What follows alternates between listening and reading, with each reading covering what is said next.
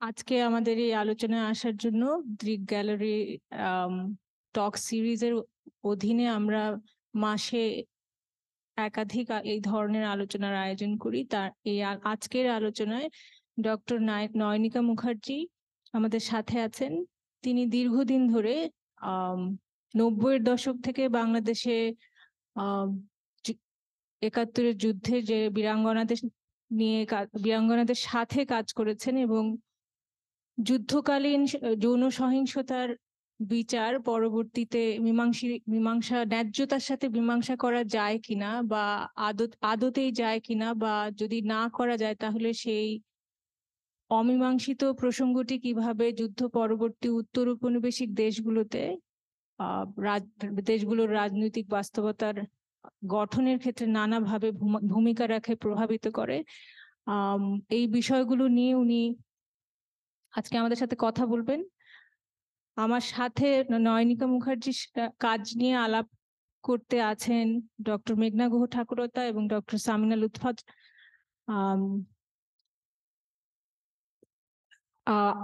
আমি দীর্ঘ পরিচিতি না দিয়ে বরং আমরা কাজটা শুনি, তারপরে আমরা প্রশ্ন এবং তর্ক বিতর্ক হবে আশা করি।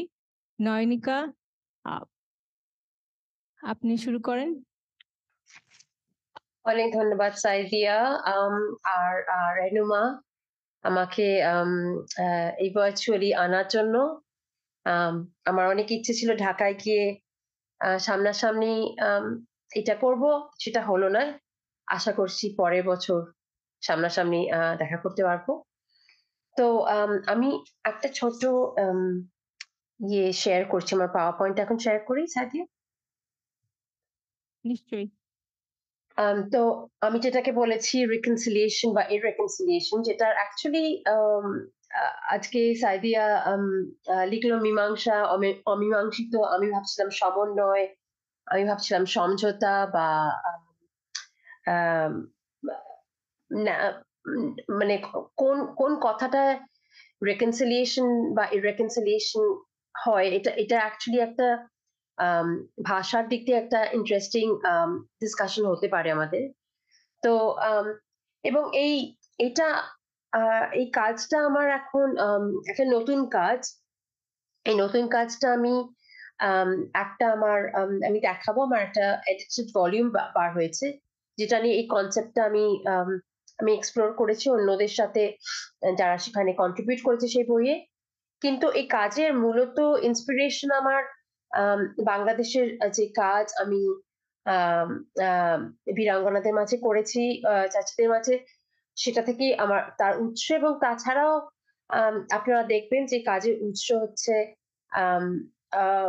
বাংলাদেশের contextualized 71 রিলেটেড গবেষণার মধ্যে থেকেই আমার এই কাজের ইন্সপিরেশন আসছে। ইনফ্যাক্ট আমি বলি Bangladesh is a test case of maybe of irreconciliation. So এবং কেন হয়তো আমরা রিকনসিলিয়েশন কথাটি অত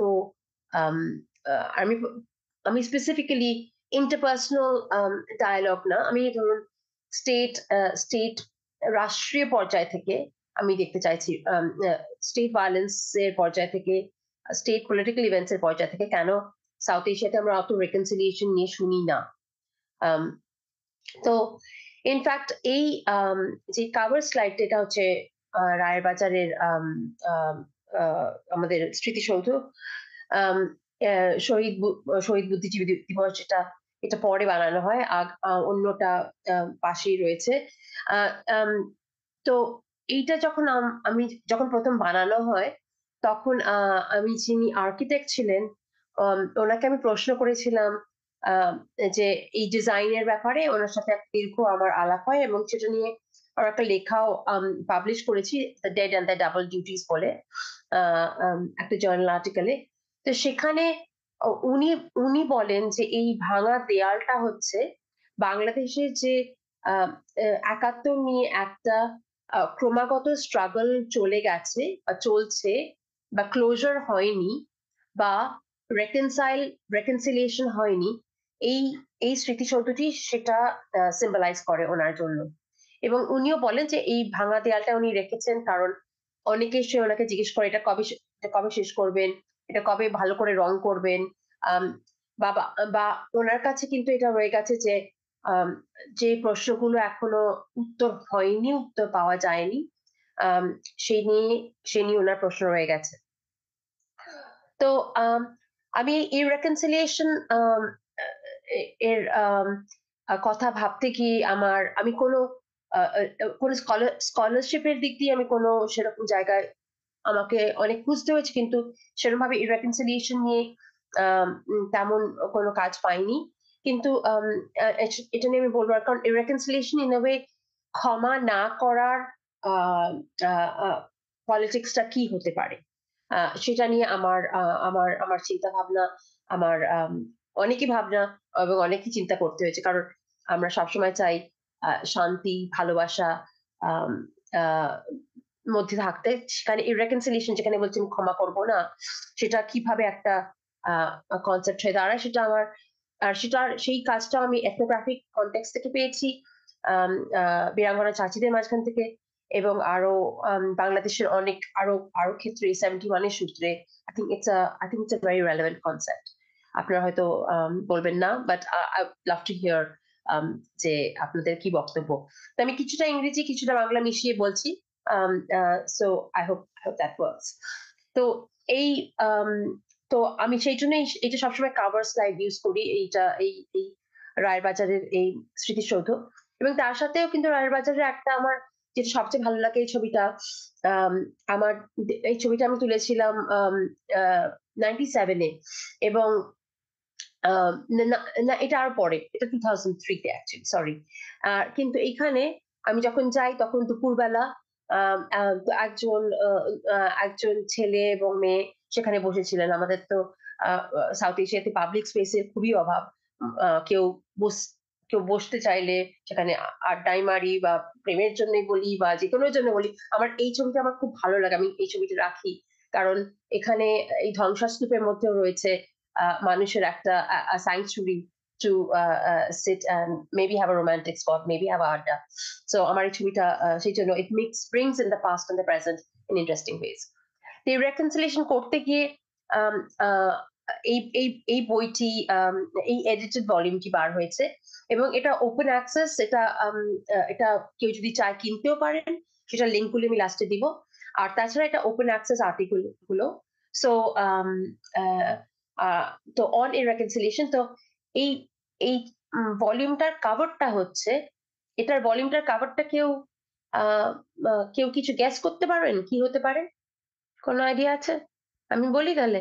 আচ্ছা এটা হচ্ছে একটা স্ট্যাচুর বেস।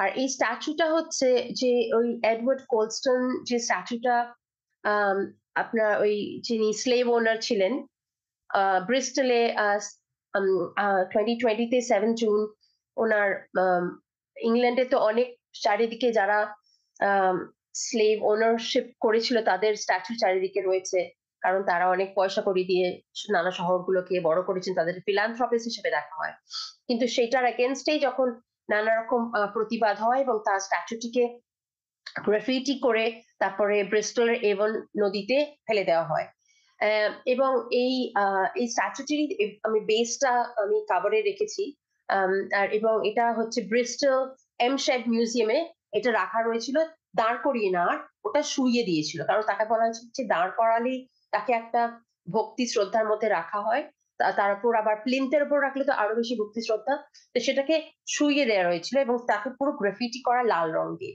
তো সেটা আমি কাভার নিয়েছিলাম কারণ ইন সাম ওয়েজ যেভাবে ওই স্ট্যাচু গুলোর এগেনস্টে প্রতিবাদ হচ্ছিল তো সেটা সেই প্রসেসটা in a way also reminded me of the concept of irreconciliation এবং সেই জন্য আমি এটা কাভার হিসেবে রেখেছিলাম এই ভলিউমটা তো এই বইটা বার হয়েছে তো এটা যদি কেউ চায় কিনতে পারেন বা ওপেন অ্যাক্সেসও আছে সবকটা আর্টিকেল গুলি আলাদা করে সবকিছু ওপেন অ্যাক্সেস পাওয়া যায় তাই এটাই বইটা তো what is reconciliation? So conflict and post-conflict situations are marked by the urgency and need for reconciliation. Following the Truth and Reconciliation Commission in the post-apartheid period in South Africa in 1994, reconciliation has had a particular currency in addressing violent pasts. আমাদের বলা হয় এগিয়ে চলো, seek closure, move on, move forward. Most post-conflict reconciliatory exercises make it, however, incumbent upon survivors to forgive. ক্ষমা করে এগিয়ে যাও, যা Lizette Josephides has referred to it as commanded forgiving in the context of Northern Ireland. And this seeking closure as an exhibition of moving on is supposed to also make one as a survivor happy and give us a better future. 2019 আমি American anthropological কনফারেন্সের panel ছিল আমাদের, তখনই reconciliation কনসেপ্টটা নিয়ে একটা panel organise করেছিলাম। সেটা হয়েছিল ভ্যানকুভারে, কানাডা শহরে, ওইবারে কানাডাতে করছিল। তো Vancouver is known as a city of reconciliation. So আমি খুবই নার্ভাস ছিলাম যে আমাদের এই ইরেকনসিলিয়েশন নিয়ে প্যানেল হচ্ছে, কেমন ফিডব্যাক পাবো, লোকে ভাববে আমরা খুব ভায়োলেন্ট, আমরা খুব revenge seeking.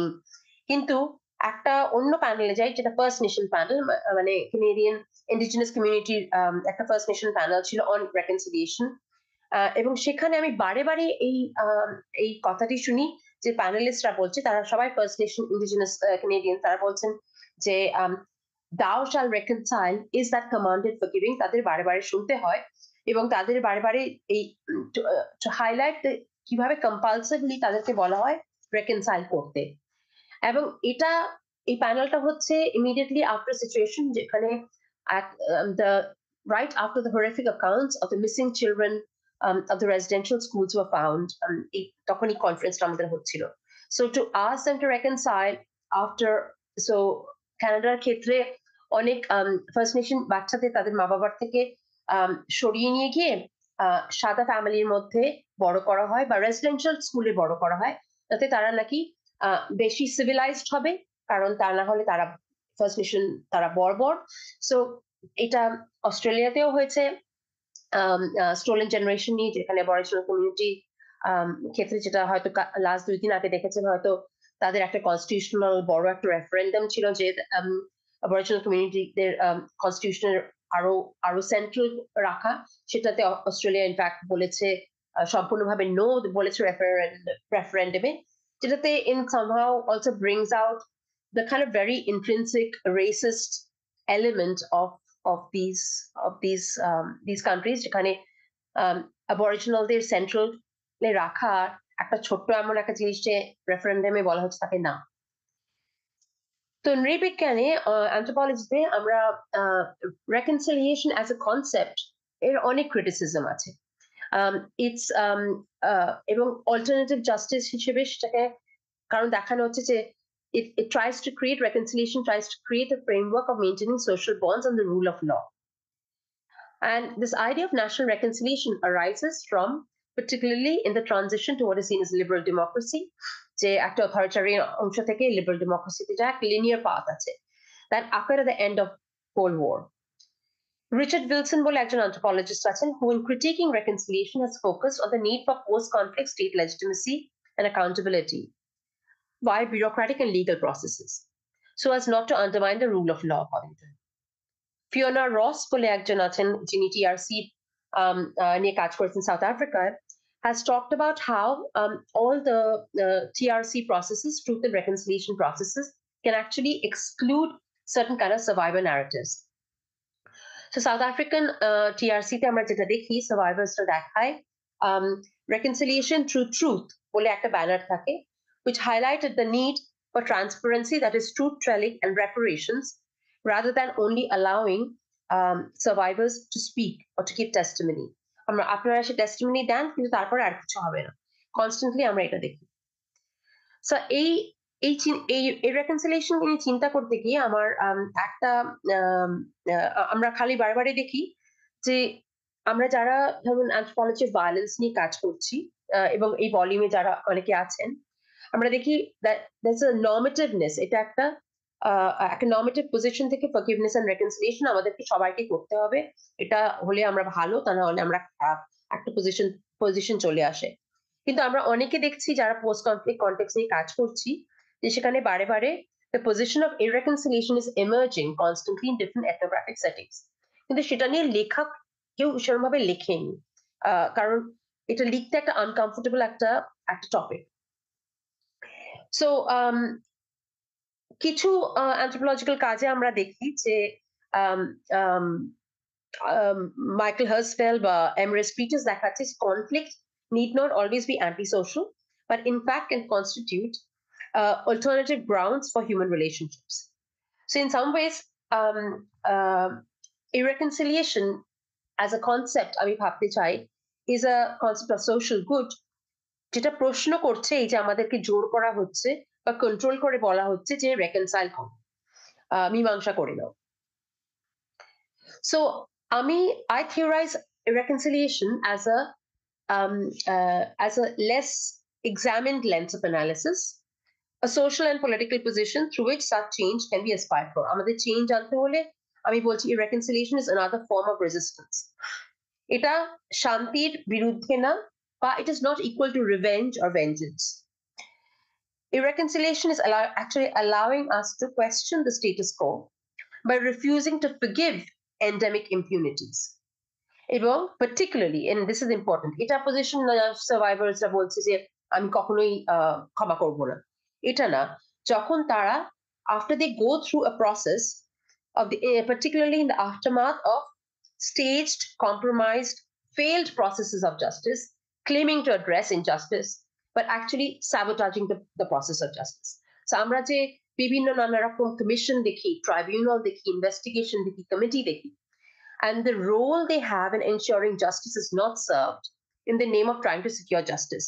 So irreconciliation emerges as a phenomena precisely after survivors have gone through a justice-seeking process and realizes that she process-টাই একটা ভুয়া, সেই process-টাই justice-কে actually sabotage করা। At the same time, আমি এমনি বলছি না যে আমাকে অনেক সময় জিজ্ঞেস করা হয়েছে একটা ক্ষমা ছাড়া ভবিষ্যৎ, a non-forgiving future, what would it be like even for survivors? And এখানে একটা clarification, the refusal to forgive is also hinged on the idea of moving on, but on the basis of নিজের decision থেকে, not because আমাকে কেউ বলছে। So in a way, আমি বলছি rather than considering irreconciliation to be dysfunctional, being in opposition to peace, it allows us to interrogate the status quo by refusing to forgive endemic impunities, particularly in the aftermath of staged processes of justice and absence presence of the rule of law. So the law, আইনের কাজ, আইন কি আমাদের support করছে নাকি আইন আমাদের support করার নামে sabotage করছে, that I think we see it in very, very many instances. So irreconciliation is an active process against closure in the face of fragile sociality or legal hindrances or aesthetic manifestations. আমাদের aesthetically হয়তো অনেক কিছু আমরা মনে করি aesthetic একটা expression হলে সেটা নিশ্চয়ই একটা resistive aspect, কিন্তু aesthetic manifestations itself can be part of the status quo's way of ensuring justice is not served. So in short, আমি বলবো irreconciliation is a vigilance against impunity, against a window-dressed symbolic performance of redressal. সেখানে redressal হচ্ছে, কিন্তু কিভাবে window dressing হচ্ছে আমরা দেখছি বারে বারে নানা রকম অর্গানাইজেশনে, আমাদের ইউনিভার্সিটি বলুন, আমাদের সরকার বলুন, যে কোনো ইনভেস্টিগেটিভ কমিটি বলুন। A fantastic example is Lori Allener, anthropologist Lori Allener কাজ on the various investigations and the commission that has taken place in Palestine. That is a classic case of how irreconciliation is performed through that process, through those commissions. এই সূত্রে আমি এটা সবকিছু আমার বাংলাদেশের কাজের মধ্যে থেকেই আসছে এই কনসেপ্টগুলি। আমার I think of 4 kinds of irreconciliation. এক, যেখানে past historical injustice addressই করা হয়নি। 2, when historical injustices are symbolically addressed or virtue signaled without structural changes. So যখন 2008 Australian government stolen generation কে sorry বললো, apologize করলো, কিন্তু তারপরে there was no reparation, so they referred to it as like a cut price apology. এই পুজোর সময়, ঈদের সময় যেমনি ডিসকাউন্ট হয় না, তারা সেটাকে বলল ওরকম লাইক হরলালকার ডিসকাউন্ট টাইপের থার্ড প্রাইস অ্যাপোলজি করেছে, কিন্তু কোনো রেপারেশনের কোনো কথাবার্তা নাই। Third, in highlighting the forms of continuous protest against this virtue signaled and performative reconciliation. And this is where the position of survivors come. And fourth, also the limits of a reconciliation, where I feel a reconciliation can also become a technology of control. And this is the kind of darker side of a reconciliation, maybe a limitation of the concept as well. So এইটা ভাবতে গিয়ে আপনারা যারা জান না, আমি খুব চট করে আমার আগের কাজটার আমি বীরাঙ্গনাদের চাচিদের সাথে কাজ করেছি এবং আমি জানি অনেকে এখন তো ওনাদের মহিলা মুক্তিযোদ্ধা বা মুক্তিযোদ্ধা বলা হয়, কিন্তু আমি যে চাচিদের সাথে কাজ করেছি তারা কিন্তু বীরাঙ্গনার নামটাই ক্লেম করেন, কারণ ওনারা বলেন যে আমাদের সবার সামনে গিয়ে কথা বলতে হয়েছে, জবাব দিতে হয়েছে, সেখানে আমাদের যদি মুক্তিযোদ্ধা বলা হয় তাহলে ইট বিকামস আ ইউফেমিজম, তাহলে আমরা ঢাকা পড়ে যাই। আমরা বেরিয়েছি, আমরা জবাব দিয়েছি, আমরা বীরাঙ্গনা, আবার সেই নামটা আমরা ক্লেম করে থাকবো। এবং সেই কারণেই আমি জানি মালেকা খান এবং অন্য অনেকেও আজকাল বলেন বীরাঙ্গনা কথাটা না ইউজ করতে, কিন্তু actually there is a process of যারা বেরিয়ে এসে কথা বলেছেন তারা বীরাঙ্গনার নামটা ইউজ করতে চান precisely because they have gone through the trouble, যে তাদের বেরিয়ে এসে কথা বলে যা যা সমস্যা দেখা দিয়েছে, কিন্তু সেটা সেই সমস্যার মধ্যেই থেকে তারা বীরাঙ্গনা থাকতে চান। তো এই বইটি যারা জানেন, আমি পাবলিক মেমোরিজ, স্পেকট্রাল উন্ড ছিল sexual violence public memory and the Bangladesh war of 1971, এবং এটাতে আমি আর্গিউ করি যে বাংলাদেশের যুদ্ধভিত্তিক নারী নির্যাতনের যে ইতিহাস, সেটা কোনো সাইলেন্স না। আমি জানি সাইলেন্সের ন্যারেটিভটা is very strong in Bangladesh, আর আমি এটা সবাই মোরলেস বলেন সাইলেন্স ছিল, কিন্তু বাংলাদেশের যা কনটেক্সটে যা যা হয়েছিল 70-এর দশকে, বীরাঙ্গনার নামটা দেওয়া, সেটার ভালো মন্দ নানা রামিফিকেশন ছিল, বাট অ্যাকচুয়ালি অনেক বীরাঙ্গনাদের জন্য সেটা একটা একটা একটা শক্তির সম্বল ছিল, তারা যদি বেরিয়ে এসে নাও বলে থাকেন সেটা থেকে। সো এটা কোনো দেশে দিস ইজ আনপ্রেসিডেন্টেড, এটা কোথাও হয়নি। এবং অনেক কিছু হয় এই বীরাঙ্গনা ভিত্তিক, বাট প্রচেষ্টা নেওয়া হয়, সেটা ভালো মন্দ যাই হয়। There were a lot of actually quite historic revolutionary attempts made in right after the war to address the issue of the large number of women who were raped by the Pakistani army and the local collaborators. কিন্তু তারপরে হয় 90-এর দশকে অনেকে এসে তো আমি বলি, সেই জন্য আমি বলি এটাকে যে this is a public memory. কারণ পাবলিক মেমোরি, কারণ যে আমি যেরকম হয়তো টেস্টিমনি নেওয়া হয়নি মহিলাদের ডিরেক্টলি, যেটা 90 দশক থেকে নেওয়া হয়, কিন্তু তার আগে since 71 till the 90s and till now as well আমরা বারে বারে দেখে যাই নানা রকম রিপ্রেজেন্টেশন। তো ওই বইয়ের উপর ভিত্তি করে আমরা এই গ্রাফিক নভেল আর টা করেছি, যেটা বাইরে ওই মুনির ভাই ওই বুক ওনারা বাইরে রেখেছেন, আপনারা যদি কিনতে চান ওদের 185 টাকা এরকম দাম করেছেন। তো এটা আমরা বাংলায় করি এবং ইংরেজিতে করি আমার ওই বইয়ের ভিত্তিতে, এবং একটি অ্যানিমেশন ফিল্মও করি, আর আমি একটা ছোট্ট ছবিও একটু 5 মিনিটের ছবি দেখাবো, ইচ্ছে আছে। if the technology I'm sure it will work. এবং তাছাড়াও এটা অ্যানিমেশন ফিল্মের কভারটা। তো যেটা আমি বলি এটা ছিল 71-এ বীরাঙ্গনার অ্যানাউন্সমেন্ট, যেটা বেরোয় 5-6 দিনের মাথায় দেশ স্বাধীন হওয়ার 16 ডিসেম্বরের পরে এটা বেরোয় 23 ডিসেম্বর পূর্বদেশে এবং দৈনিক ইত্তেফাকে, যেখানে কামরুজ্জামান অ্যানাউন্স করছেন যে মহিলাদের পাক বাহিনী হাতে নির্যাতন হচ্ছে তাদেরকে বীরাঙ্গনা আখ্যা দেওয়া হবে। এবং তারপরে আমরা বাংলাদেশে নানা রকম প্রেজেন্টেশন আছে, নাইব ভাইয়ের এই ছবি, যেটা অনেক সবাই জানেন, আবার এটা নিয়ে আবার একটু কন্ট্রোভার্সিও আছে, কিন্তু এটা আমি নানা ফটোগ্রাফারদের সাথেও নানা এই ছবিগুলো নিয়ে কথা বলেছি, তাদের সাথে আলাপ করেছিলাম। তো এই ছবিটা is one of the biggest images of the symbolic image of the Birangona. অনেকে মনে করেন এটা উনি লজ্জায় মুখ ঢাকা দিচ্ছেন, অনেকে আবার মনে করেন হাতের এইটা হচ্ছে যে সাইন অফ রেজিস্ট্যান্স, অনেকে বলছেন তিনি ছবি তুলতে চান না। সো এই ছবিটার অনেকগুলি রিডিং আছে, যেটা আমার বইয়ে লম্বায় লেখা আছে, এবং এটা ছাড়াও অনেক ছবি আছে, যেমন এটা অরুণোদয়ের অগ্নিসাক্ষী, ৭২-এ ববিতা শার্ট লুঙ্গি পরে ওনার ধর্ষণ হওয়ার পরে ওনাকে কেউ পরিয়েছে, এবং নানা ছবি নিয়েও আমি লিখেছি। এবং তাছাড়াও আছে নানা রকম অ্যাডভার্টাইজমেন্ট। এখানে অগ্রণী ব্যাংকে হচ্ছে লাঞ্ছিত শ্যামলীর বাংলার বোবা কান্না আজ বলতে চায় আর কখনো গণহত্যা নয়। আর এখানে আমরা পেয়েছি বিস্কিট থেকে ব্যাংকের অ্যাডভার্টাইজমেন্ট, যেখানে বীরাঙ্গনার ইমেজরি ইউজ করা হচ্ছে। আম এবং এবং তার উপর 73 অব্দি এই রিক্সা পেইন্টিং গুলো বেরোয়, এবং তারপরে সরকার বন্ধ করে দেন, কারণ সবাই এসে এই রিক্সা পেইন্টিং গুলো খোঁজ করছিলেন, সেটা এই ফ্রান্স আনসারের বইয়ে বলে। সো আমি বলি একটা পাবলিক মেমোরি আছে যুদ্ধের, এবং আমি আমি বলি সাইলেন্স নেই in this huge realm of visual and literary representation। তারপর বীরাঙ্গনা আখ্যান, পার্লামেন্টারি প্রসিডিংস এ আমরা এটা নিয়ে আলাপ দেখছি।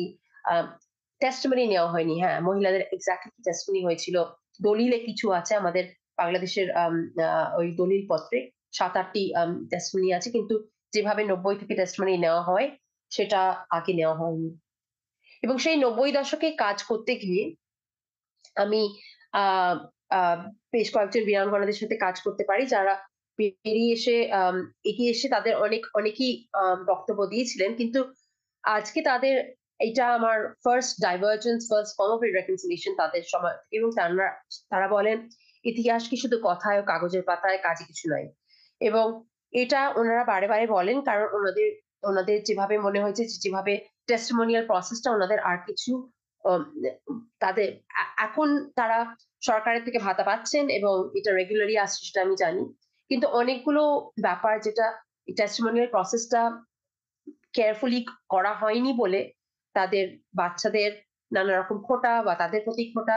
এবং এইটা খোঁটা না যে গ্রামের বাসী আম, আম, আহ, ধর্মীয় বা অশিক্ষিত, এটা বলে না।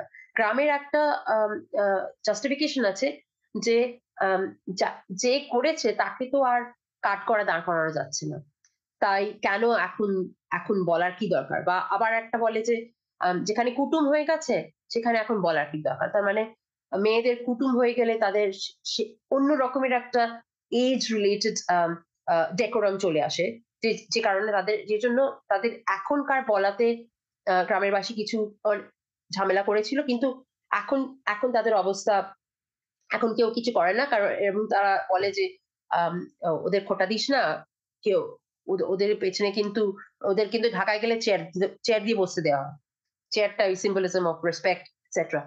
সো তো কিন্তু ওনাদের মতে যে এই ইতিহাসের কাগজের পাতায় কি হবে, কাজে কিছু নাই, এবং সেই জন্য তারা আজকে দে আর চুজিং টু বি সাইলেন্ট, তারা আর কথা বলতে চান না তাদের কি হয়েছিল এবং কি কারণ এই টেস্টিমোনিয়াল প্রসেসটা ওয়াজ a very big process of another form of transgression for them in terms of কিভাবে তাদের টেস্টিমনি নেওয়া হয় এবং যে টেস্টিমনি গুলি করা হয় এবং কোথায় ভিডিও করা হয়।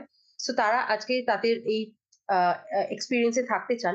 এবং একটা জিনিস যেটা আমি এই কিছুদিন আগে সাইদিয়ার সাথে কথা বলছিলাম, যে আমরা বীরাঙ্গনার রিপ্রেজেন্টেশন, সাইদিয়া এবং রেনুমার সাথে কথা বলছিলাম, যে বীরাঙ্গনার রিপ্রেজেন্টেশনে একটা সবসময় একটা হরিফিক রিপ্রেজেন্টেশন দেখি, যে তারা তাদের ধর্ষণ হয়েছে মানে তার মানে মানসিক ভারসাম্য হারিয়ে গেছে, বা তাদের কেউ ভাই বোন নাই, সবাই একদম দূর করে দিয়েছে ঘর থেকে। সেটার অ্যাকচুয়ালি এবং আমি এই ছোট্ট এই ক্লিপটা দেখাতে চাই, কারণ তাদের জীবনযাত্রার মধ্যে কিন্তু তাদের নানা রকম ভাবে তারা এই এই এই যুদ্ধের সময়কার ধর্ষণের অভিজ্ঞতা আহ, বহন করে আছেন, but not continuing to be as a horrific figure, যারা আমরা ইমাজিন করি যে ধর্ষণ হলে মহিলাদের যেমনি হতে হয়, যেমনি সিনেমায় হয়তো আমরা দেখি। আহ তো আমি সেটাই একটু দেখাতে চাই যে the different kind of life trajectories, আমরা যেটা আমার বইয়ে আছে, কিন্তু এটা আমরা ওই গ্রাফিক নভেল আর অ্যানিমেশন ফিল্মে তুলে ধরেছিলাম, টু শো যে কিভাবে এই ধর্ষণের সোশিয়ালিটি অফ ভায়োলেন্সটা কি, কিভাবে তারা ওই ওই ভায়োলেন্স মধ্যে দিয়ে রয়েছেন without becoming some kind of horrific figure, যেটা দিয়ে আমরা নাকি ছাড়া বীরাঙ্গনাদের ভাবতে পারি না।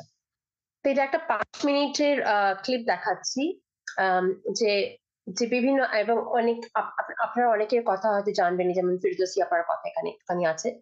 যে নানা রকম বীরাঙ্গনাদের জীবনযাত্রা কেমনি হয়েছে and how we think of them without this horrific figure or freeze them as a horrific figure. Luna আম্মু, লাবণী, তুমি তো প্রখ্যাত ভাস্কর ফেরদৌসী প্রিয়ভাষিনীর কথা জানো। ফেরদৌসী প্রিয়ভাষিনী ভাস্কর ৭১-এর যুদ্ধের সময় ফেরদৌসী প্রিয়ভাষিনীকে পাকিস্তানি মিলিটারি বাঙালি সহকর্মীরা অনেক মাস ধরে ধর্ষণ করে। তাকে কাজে অবিরত যেতে হয়েছিল কারণ তার বিধবা মা ও ছোট ভাই বোনদের জীবিকা নির্বাহের দায়িত্ব ছিল তার ওপরে। যুদ্ধের পরে তাকে ভুলভাবে রাজাকার বলে ডাকা হয় এবং তিনি ও তার মুক্তিযোদ্ধা স্বামী নানা জায়গায় পালিয়ে বেড়ান। ১৯৯৭ সালে উনার মেয়েকে প্রথম জানান নিজের সেই বিভীষিকার কথা।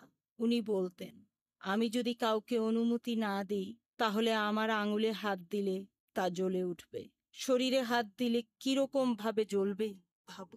উনার ভাস্কর্য দেশের সকলকে অনেক অনুপ্রেরণা দেয়।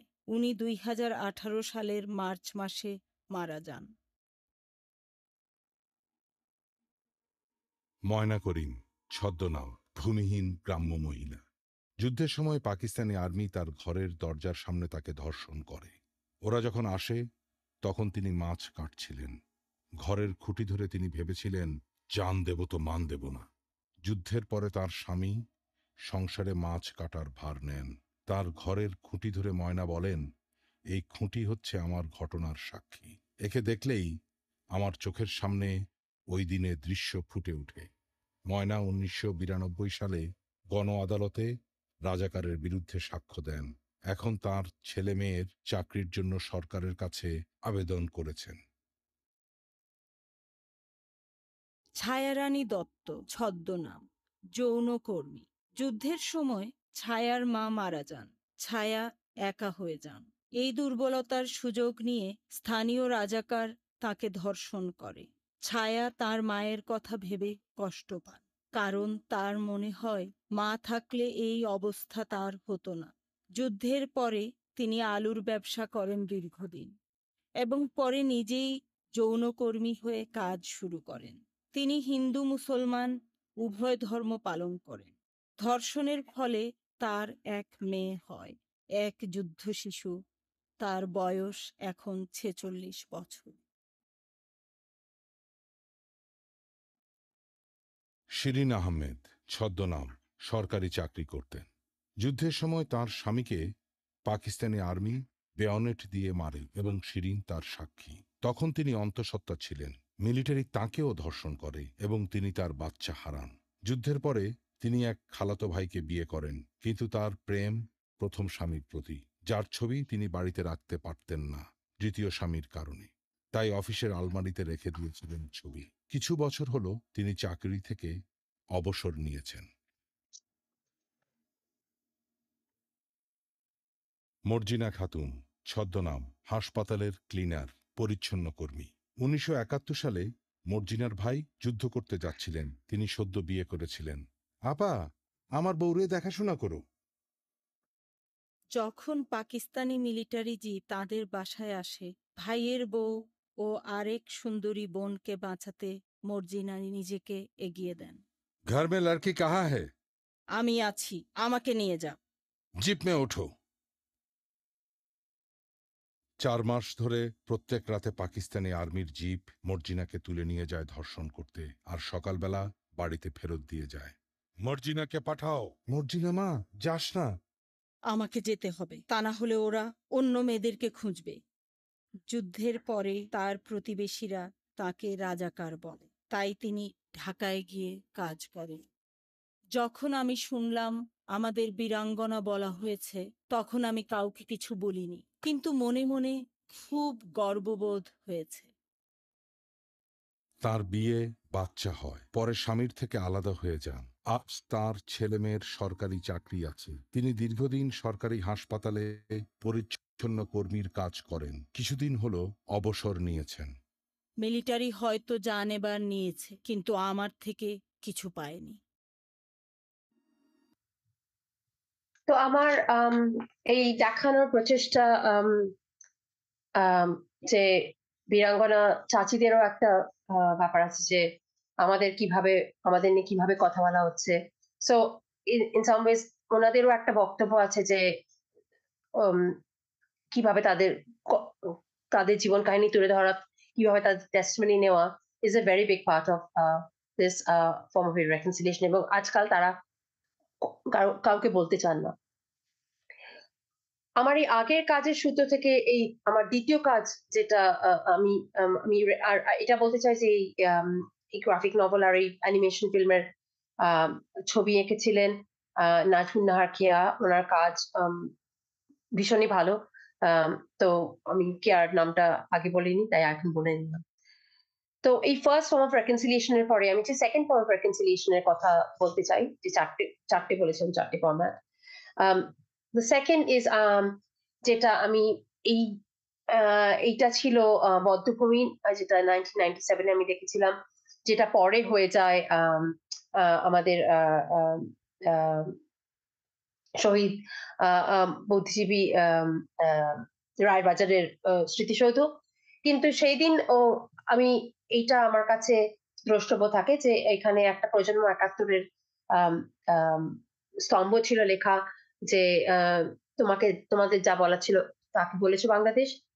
এবং এই সূত্রে মেঘনা এখানে আছে, তাই মেঘনার সাথেও কথা বলে, ইনফ্যাক্ট এটা মেঘনার কোট, যে একটা the second form of reconciliation, যেটা আমার কাছে আরো অনেক জায়গায় শুনেছি, কিন্তু মেঘনার একটা বক্তব্য থাকে যে দ্য ডে পাকিস্তান একটা স্মৃতিসৌধ বানায় ইসলামাবাদে। আমি আমি আমি প্রথমে লিখেছিলাম, আমার একটা লেখাতে লিখেছিলাম যে আমি সেদিনকে তাদেরকে ক্ষমা করব, কিন্তু মেঘনাকে যখন ফেরত পাঠাই লেখাটা চেক করার জন্য, তখন বলে না না, আমি সেদিনকে ভাববো যে আমি ক্ষমা করবো কিনা। সো প্রজন্ম ৭১ যে একটা পজিশন আছে in terms of being witnesses to the death or what they have been through is also part of a reconciliation. কারণ বাংলাদেশে অনেক সময় লোকজনকে যদি জিজ্ঞেস করা হয় reconciliation, যেটা একটা বড় ইউনিভার্সাল টেমপ্লেট, ইউনাইটেড নেশনস যেখানেই কোনো আজকাল কনফ্লিক্ট হয়, reconciliation এর একটা প্যাকেজ পাঠিয়ে দেয়, এইডস প্যাকেজের মতো। তো সেখানে বাংলাদেশে সকলেই অনেকেই বলে যে reconciliation কার জন্য, reconciliation কিসের জন্য। So in some ways that way Bangladesh has become an exemplary example of reconciliation for me. আর আপনারা হয়তো জানেন যে পাকিস্তান বাংলাদেশ কে urge করেছে magnanimity দেখানোর জন্য to move on from their deep grudge. And it's a term, reconciliation is a term not used in Bangladesh, and it's often used also with those who are deemed to have collaborated with the Pakistani army to inflict death and violation during the war of 1971. So the third form of irreconciliation, so this goes back to the Raya Raja Memorial, যেটা বদ্ধভূমি ছিল, এটা ওখানে এখন রায়ের বাজার হয়েছে।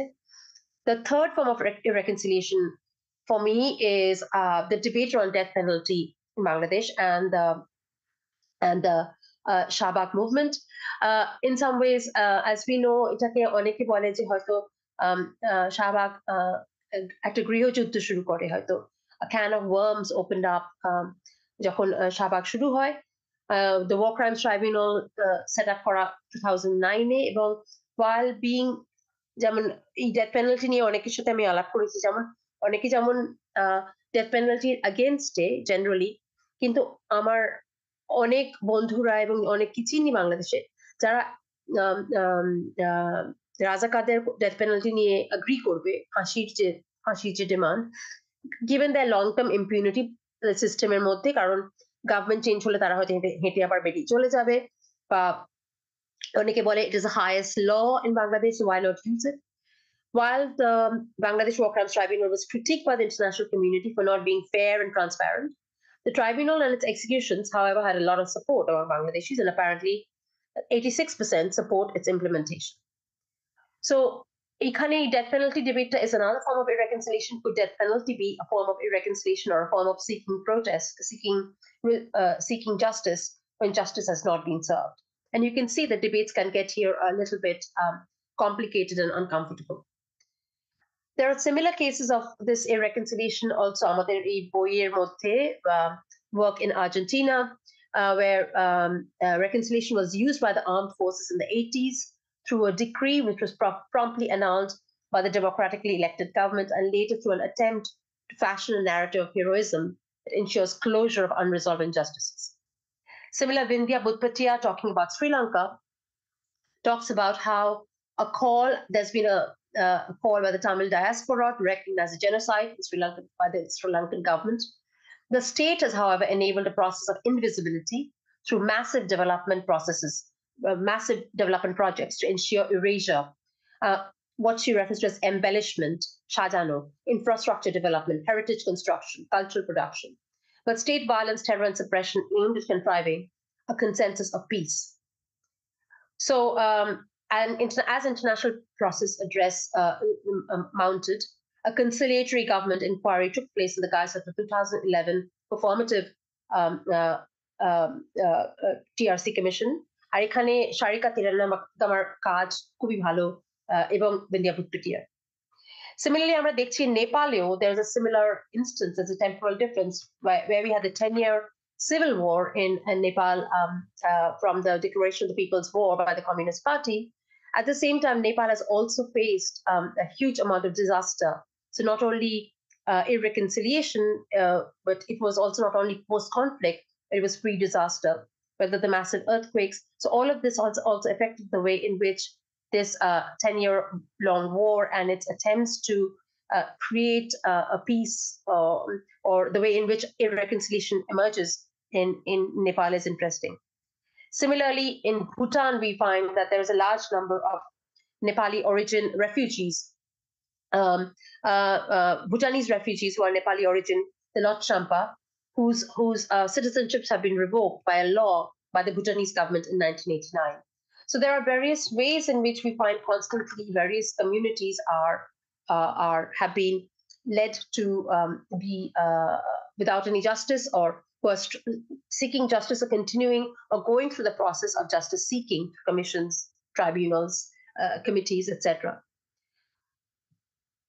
এটা আবার শাহবাগের ছবি যেগুলো, এবং the fourth form of irreconciliation, which is referred to more as irreconciliation as a technology of control.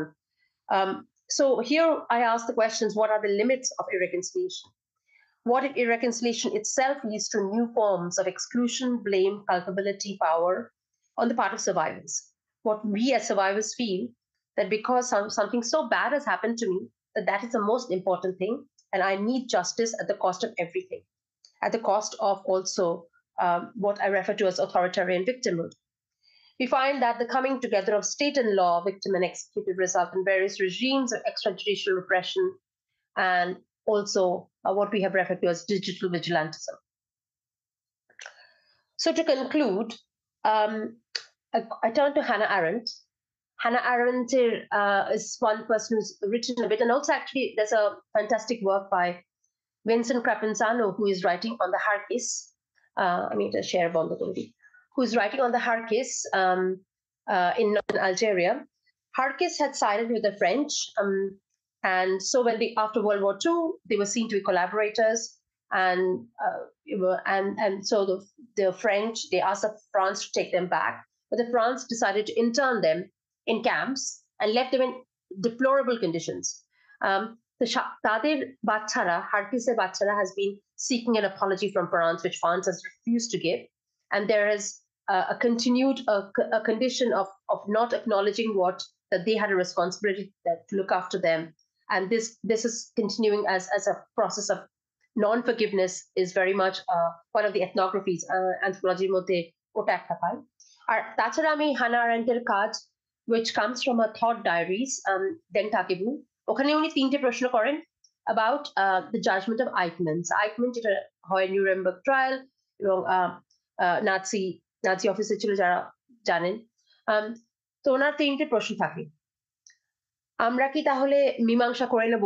One has to reconcile himself to Eichmann and his wrongs, or barring such an active reconciliation, shall we pass by these wrongdoings? আমরা না দেখে মুখ ঘুরিয়ে চলে যাব?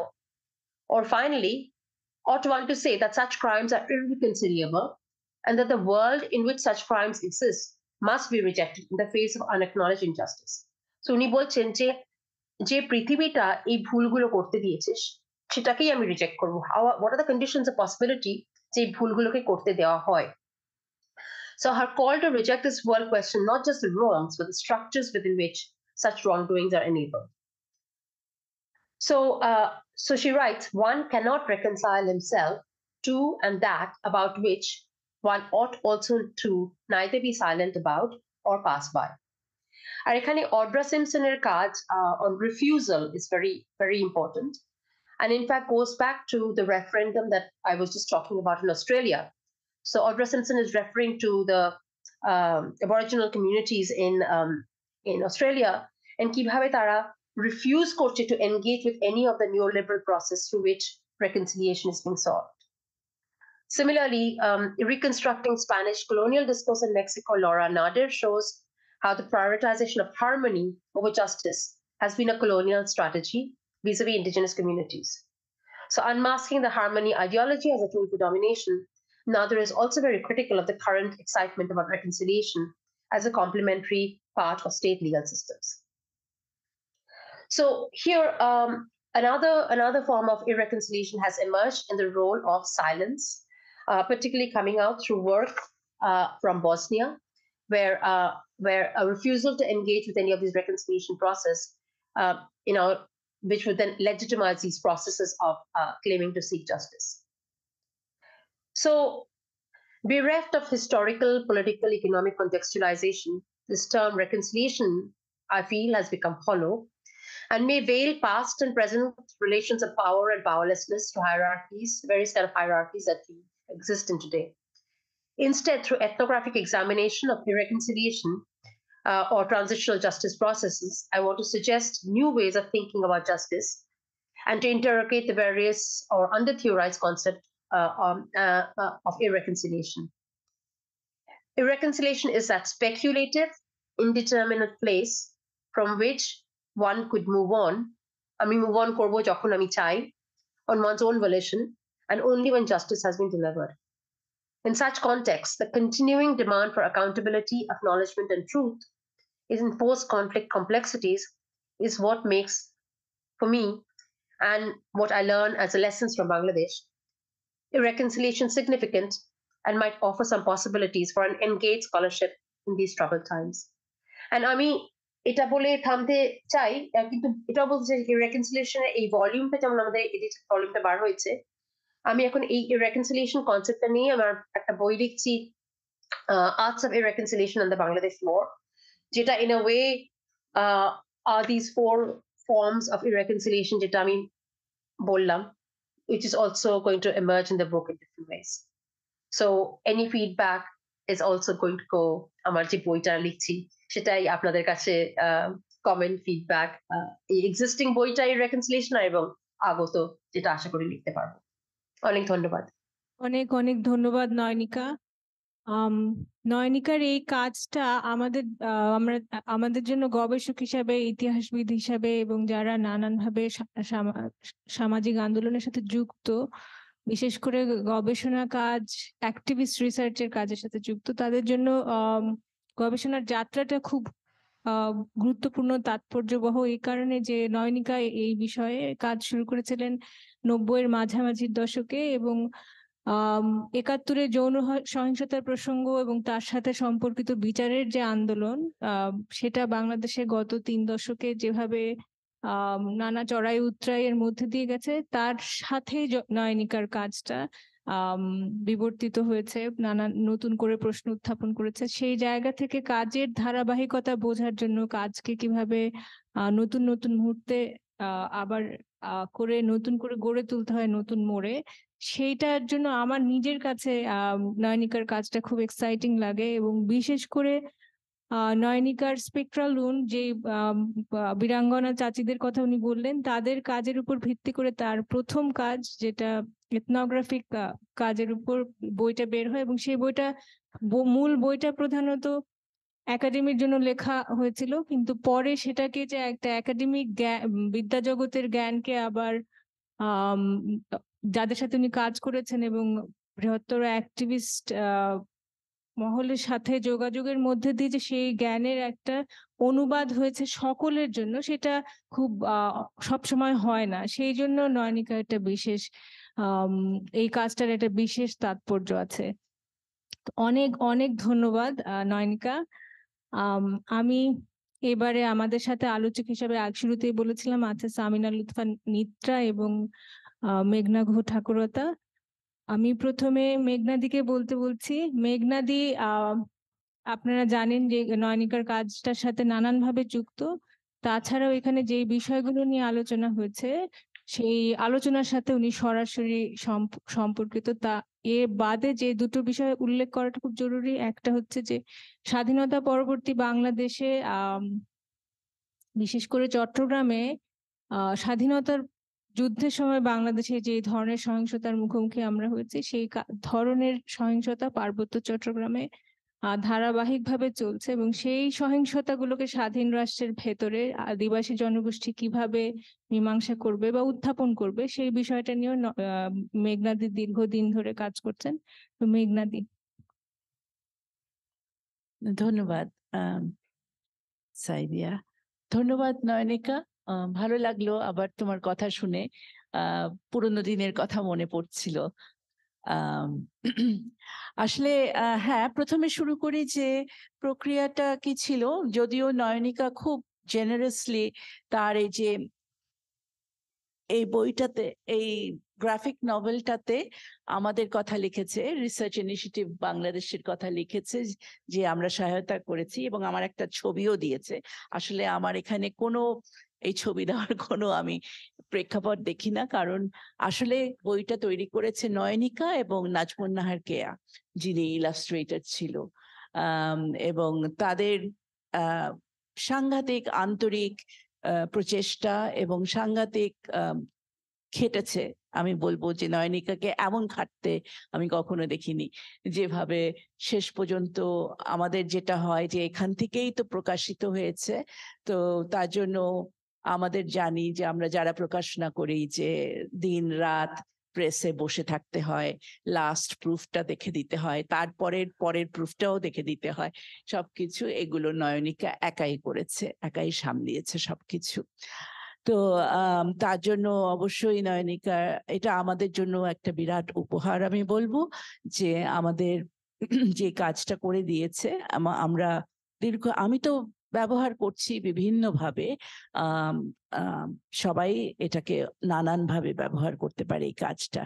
এটার থেকে আজকে যেটা নয়নিকা বললো, রিকনসিলিয়েশন এবং ইররিকনসিলিয়েশন, এই জায়গাগুলোর এসেছে, এবং তার থেকেও আমি মনে করি যে আমাদের বিভিন্ন কাজে এগুলো আছে, শুধু ৭১ নিয়ে না, ৭১-এর বাইরেও অনেক কাজে আছে এই জিনিসগুলো। সেগুলোর উপরে আমি একটু কিছু বলতে চাই আজকে, এক ধরনের কমেন্ট, কারণ এটা ঠিক ও যা বলেছে যে 4টা ইররিকনসিলিয়েশনের যে স্তম্ভগুলো দিয়েছে বা প্রক্রিয়াগুলো দিয়েছে, সেগুলোকে ভিত্তি করেই কিন্তু আমার এক ধরনের বিভিন্ন ধরনের গল্প মাথার মধ্যে এসেছে। গল্প মানে বানানো গল্প না, সত্যিকার ঘটনা যেগুলো আমার ঘটেছে, এবং সেগুলো ইররিকনসিলিয়েশনের কিছু বেশ কিছু মানে আইডিয়া দেয়, এবং আইডিয়া শুধু বলবো না, এক ধরনের পথ তৈরি করে দেয় আরো বেশি কিছু চিন্তা করার, এই নিয়ে আরেকটু গভীরভাবে চিন্তা করার। তো আমার মনে হয়, আমি সদ্যই জার্মানির থেকে ফিরেছি, আর জার্মানিতে আমি 7 বছর পরে গেছিলাম।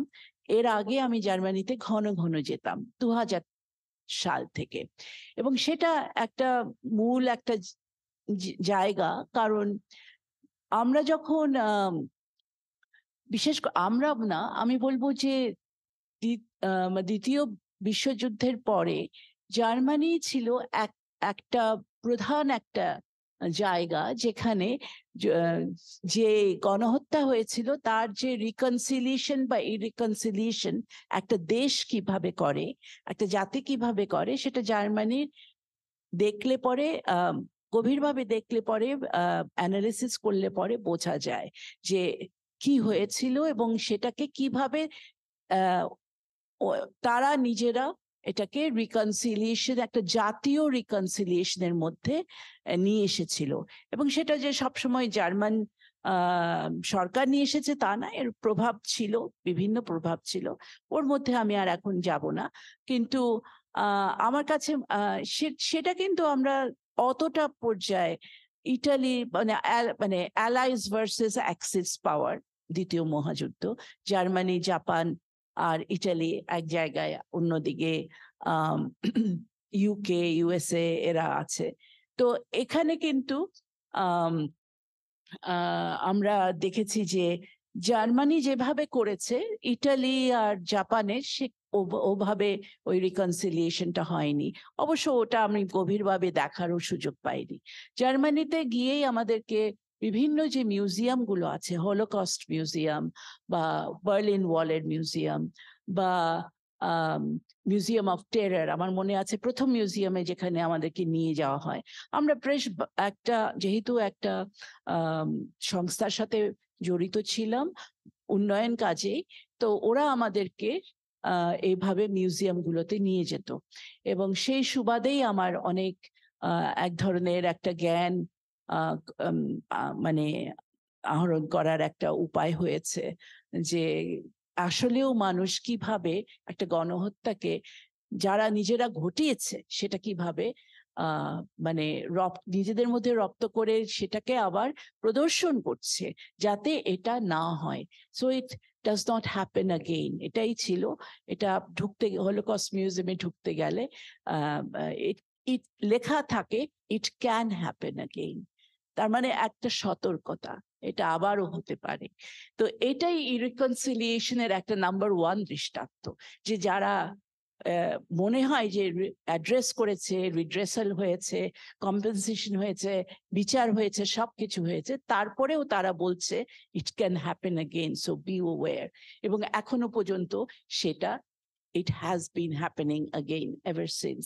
তো এই জায়গা থেকে আমার ওই মিউজিয়াম গুলোকে খুবই শিক্ষণীয় একটা ব্যাপার ছিল, যার জন্যই অনেকে যখন বলেছিল যে আমি কি কখনো, যেহেতু আমি একজন শহীদ কন্যা, তার জন্যই বোধহয় পার্সোনালি লেভেলে জিজ্ঞেস করেছিল যে আমি কি কখনো ফরগিভ করতে পারি, মানে যারা খুনি, আমার বাবার খুনিদেরকে।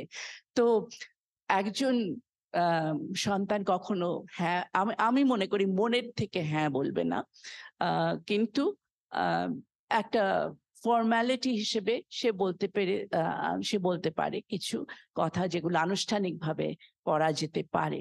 এবং আমি বলেছিলাম যে আমি যেভাবে জার্মানিতে এইসব মিউজিয়াম গুলো দেখেছিলাম, সেরকম যদি আমি একটা ইসলামাবাদে দেখতে পারি তাহলে আমি চিন্তা করব ওই ব্যাপারে, কারণ ওইটা এখনো আমার জন্য একটা রিয়ালিটি না, আমার জন্য একটা বাস্তবতা না, এই প্রশ্নটাই আমার কাছে বাস্তব না।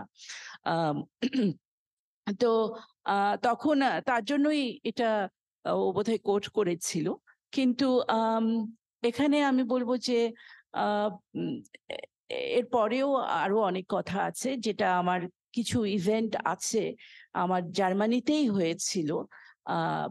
বিশেষ করে যখন কাদের মোল্লার ফাঁসির কথা উঠেছিল শাহবাগ থেকে এবং দাবি হয়েছিল, এবং তখনও কিন্তু সেই সময় একটা মিটিং হয় আমাদের যে সংস্থাটা আমাদেরকে নিয়ে যেত, তাদের মধ্যে একটা মিটিং হয় এবং একটা আন্তর্জাতিক মানে ক্ষেত্রে একটা আলোচনা হয় যে ফরগিভ করা যায় কিনা। এগুলো একটা উঠেছিল, এই প্রশ্নটা উঠেছিল পশ্চিমা কিছু মানে চিন্তাবিদদের হাত থেকে। তারা একটা ব্রেকআউট সেশনে, তার মধ্যে বাঙালিরাও ছিল, অবশ্য বাংলাদেশিরাও ছিল।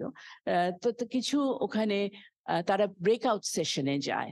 ব্রেকআউট সেশনে গিয়ে সেখানে আমি ছিলাম না, ফিরে এসে যখন শেয়ার করছে প্লেনারি সেশনে তাদের ফাইন্ডিংস কি, তারা এ ধরনের রিকনসিলিয়েশনের কথা বলেছে এবং ফরগিভনেসের কথা বলেছে।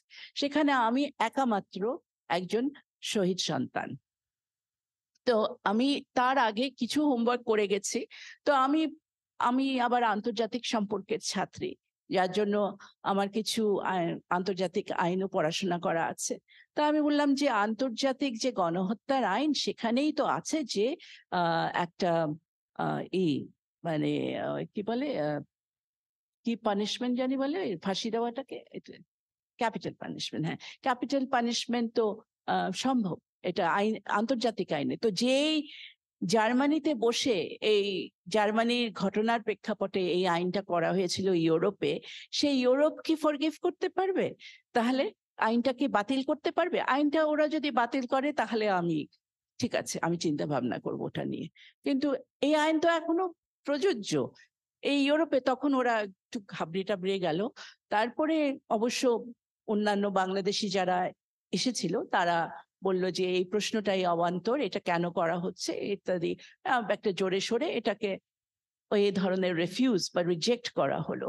এটা আমার মনে হয়েছিল যে আমার জীবনে প্রথম প্রকাশ্যে যে ইরিকনসিলিয়েবিলিটি কে ধরে রাখা, এটা সাংঘাতিক শক্তি লেগেছিল। আমি এখন বলছি কিন্তু সাংঘাতিক শক্তি লেগেছিল, কারণ যতক্ষণ না আমি এটা তুলে ধরছি আমি দেখলাম সবাই মোটামুটি হ্যাঁ হতেও তো পারে, হ্যাঁ করা তো হয়েছে, এটা তো হয়েছে। আমার আরেকটা অভিজ্ঞতা হচ্ছে যে আমরা বাংলাদেশেই একটা আমি ভুলে গেছি কি নিয়ে কাজ করেছিলাম, কিন্তু ল্যাটিন আমেরিকার অনেকে এনেছিলাম বাংলাদেশে কাজ করতে, মেমোরি নিয়ে কাজ করেছিলাম। এবং সেখানে কিন্তু সাউথ আফ্রিকা, ল্যাটিন আমেরিকার একাডেমিক্সরা এসেছিল এবং তারা ছবি দেখিয়েছিল রীতিমতো যে টিআরসি মানে ট্রুথ রিকনসিলিয়েশন কমিশন যেটা সাউথ আফ্রিকায় হয়েছিল, সেখানে একটা ছবি দেখিয়েছিল যে একজন কমান্ডার যে একটা ছেলেকে মেরেছে তার মাকে গিয়ে মানে স্বয়ং ইন পার্সন তার মাকে গিয়ে সে করতে চেয়েছে, মানে ক্ষমা চাইতে গেছে। এবং মা একদম স্তম্ভিত একটি মূর্তি হয়ে সে বসে আছে সোফাতে। সে একটার পর একটা কথা বলছে, সে কোনো বাক্য বলছে না ওর মা। শেষ পর্যন্ত হঠাৎ করে দেখা যায় একটা ক্যামেরা গুলো ধাম করে অন্ধকার হয়ে গেল, পড়ে গেল, চেঁচামেচি, মানে ক্যামেরার শুটিং আর করা যাচ্ছে না, কারণ পরে জানা গেছে যে ছেলেটার বড় ভাই যে ছিল, সরি, যে যাকে মেরেছে তার যে ছোট ভাই ছিল সে আর সহ্য না করতে পেরে ওকে ধুমসে মেরেছে, ছুরি দিয়েই হয়তো আঘাত করেছে বা কিছু। তারপরে এটা বন্ধ হয়ে গেল। তো এই যে ট্রুথ রিকনসিলিয়েশন কমিশনের মধ্যেও যে এই ঘটনাগুলো ঘটেছে এগুলো তো আমরা শুনি না। যারা বলে রিকনসিলিয়েশনের কথা তারা তো এই ইরিকনসিলিয়েবিলিটির সীমানাগুলো তুলে ধরে না। আসল যে কাজগুলো করা উচিত আমার মনে হয় এখানে, যে যেটা কিছুটা তোমার হয়তো মানে তোমরা করেছো এবং পরবর্তীতে নয়নিকা হয়তো আরো কাজ করবে, যে অ্যাকচুয়ালি আমাদের একটা ক্রিটিক্যাল স্টাডিজ অফ 71, আর যে আমরা যে বিভিন্ন ভাবে যে 71 পড়াই, তাই না, পড়াই তো খুব সামান্যভাবেই পড়াই, যতটা পড়াই ওই যেটা কদপাথা যে কথাগুলো সেগুলোই বলি, কিন্তু কাজ অ্যাকচুয়ালি গবেষণাগুলো করতে হবে ক্রিটিক্যাল স্টাডিজ নিয়ে। এই যে সীমানাগুলো, যে light grey, white and black and white এরিয়াগুলো আছে, গ্রে এরিয়াগুলোকে তুলে ধরা। এবং শুধু 71 না, 71-এর মতন যেসব কনফ্লিক্ট এরিয়া আছে, যেটা আমরা চিটাগং হিল ট্র্যাক্টস বলি বা আমরা প্যালেস্টাইন বলি বা আমরা অন্যান্য যেগুলো এখন ইউক্রেনের কথা উঠছে সেগুলো বলি, সেখানে কিন্তু এই গ্রে এরিয়াস গুলোকে তুলে ধরাটাই হচ্ছে এবং বিশ্লেষণ করা এবং ব্যাখ্যা করা, ফ্যাকচুয়ালি ব্যাখ্যা করা এই জায়গাগুলোকে কিন্তু আমাদেরকে আরো ঘাটাতে হবে।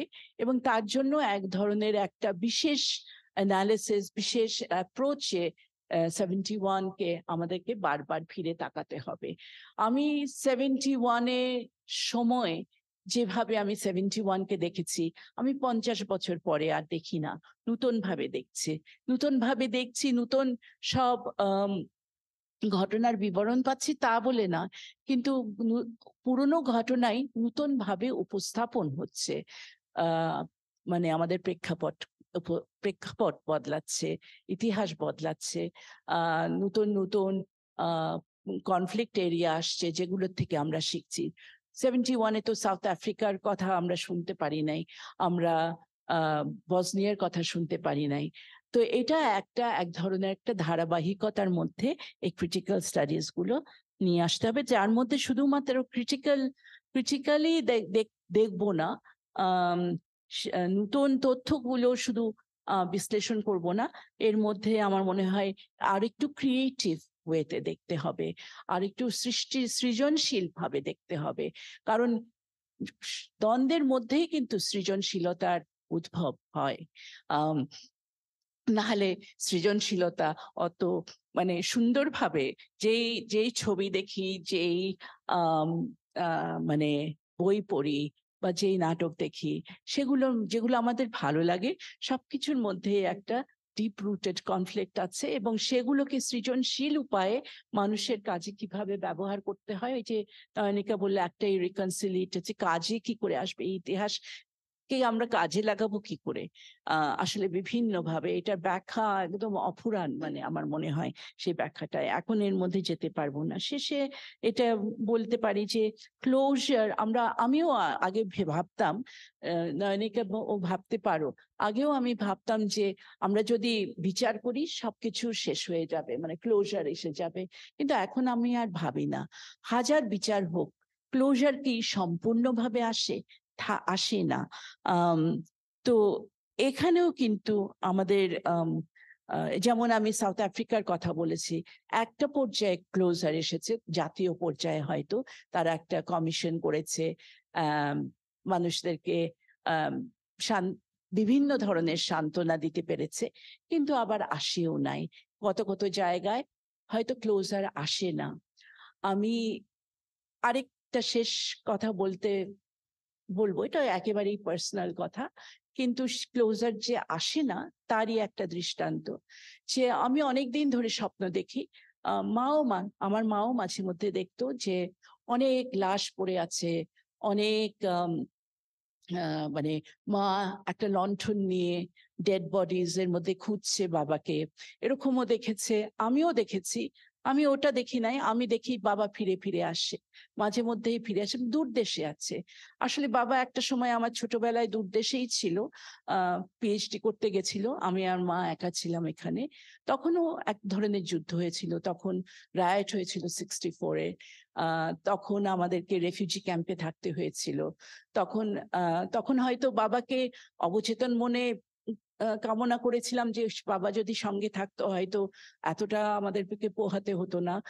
তার জন্যই হয়তো চিন্তা করি যে যখন নেই, ফাঁকা জায়গাটা সেই সময় চলে যায় হয়তো। এনিওয়ে, তো এরকম স্বপ্ন দেখি। তো এরকম করে মাঝে মধ্যেই স্বপ্ন দেখি, যখন দেখতে আর পারছি না, দেখতেই থাকি। আমি তো ভেবেছি যে হ্যাঁ, আচ্ছা এই স্বপ্নটার আমি মাঝে মধ্যে ড্রিম অ্যানালিসিসও করতাম নিজেকে সুস্থ করার জন্য, যে আচ্ছা এর জন্যই হয়তো দেখছি।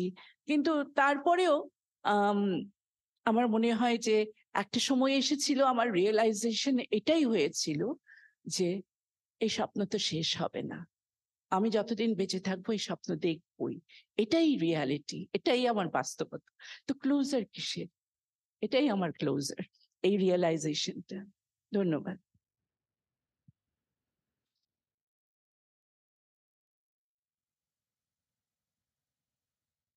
অনেক ধন্যবাদ মেঘনাদি। আমি এবার সামিনা লুৎফা নিত্রা, ঢাকা বিশ্ববিদ্যালয়ের সমাজবিজ্ঞান বিভাগের শিক্ষক, বটতলা নাট্য দলের একজন গুরুত্বপূর্ণ সদস্য এবং নাট্যকার নিত্রাকে তার কমেন্ট্রি দেওয়ার জন্য বলছি। অনেক ধন্যবাদ সাইদি আপা, ধন্যবাদ নয়নিকাকে, এবং যারা এখানে শুনছেন দৃককেও ধন্যবাদ আমাকে এখানে আমন্ত্রণ জানানোর জন্য। আসলে আমি যখন পড়ছিলাম লেখাটা, যেটা একটা উনি দিয়েছেন যে ওপেন অ্যাক্সেস একটা লেখা আছে, আর্টিকেল আছে, সেটা পড়ছিলাম যখন, তখন আমার মনে হচ্ছিল যে খুবই থট প্রভোকিং আইডিয়া যে আমরা ইরেকনসিলিয়েশনের কথা বলছি, কারণ এতদিন পর্যন্ত তো শুধু রিকনসিলিয়েশনের কথাই শুনে এসছি। এবং আমি মেঘনাদির ওই কথাটা থেকেই শুরু করতে চাই যে যখন যুদ্ধাপরাধীদের বিচার হবে, আইসিটি হচ্ছে, এবং আমরা 12 সালের শেষে বা 13 সালে এসে আমরা দেখছি যে এটা খুব একেবারেই হয়ে যাচ্ছে ইত্যাদি, তখন মনে হতো বা তর্কও করতাম মানুষের সাথে যে এটা দরকার আছে, বিচারটা না হওয়া পর্যন্ত রিকনসিলিয়েশনটা হচ্ছে না, এবং সেটা হলে পরেই অনেক কিছু ঘটে যাবে এরকম মনে হতো তখন। বয়স কম ছিল সেটা হয়তো একটা কারণ, কিন্তু এখন তো আমি দেখছি যে না, বিষয়টা আমি যেরকম ভাবতাম সেরকম না, হয়তো বা অনেকেই ভেবেছেন বয়সের সাথে এটা সম্পর্ক ছিল না।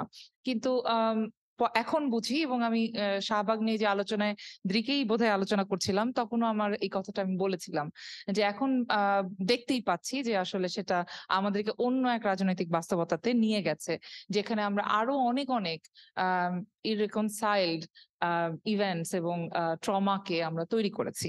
সেই জায়গা থেকে হয়তো আমি জানি না আপনি যখন বাংলাদেশ নিয়ে লিখবেন যে বইটা নয়নিকা, সেই বইটাতে এইটা কিভাবে আসবে।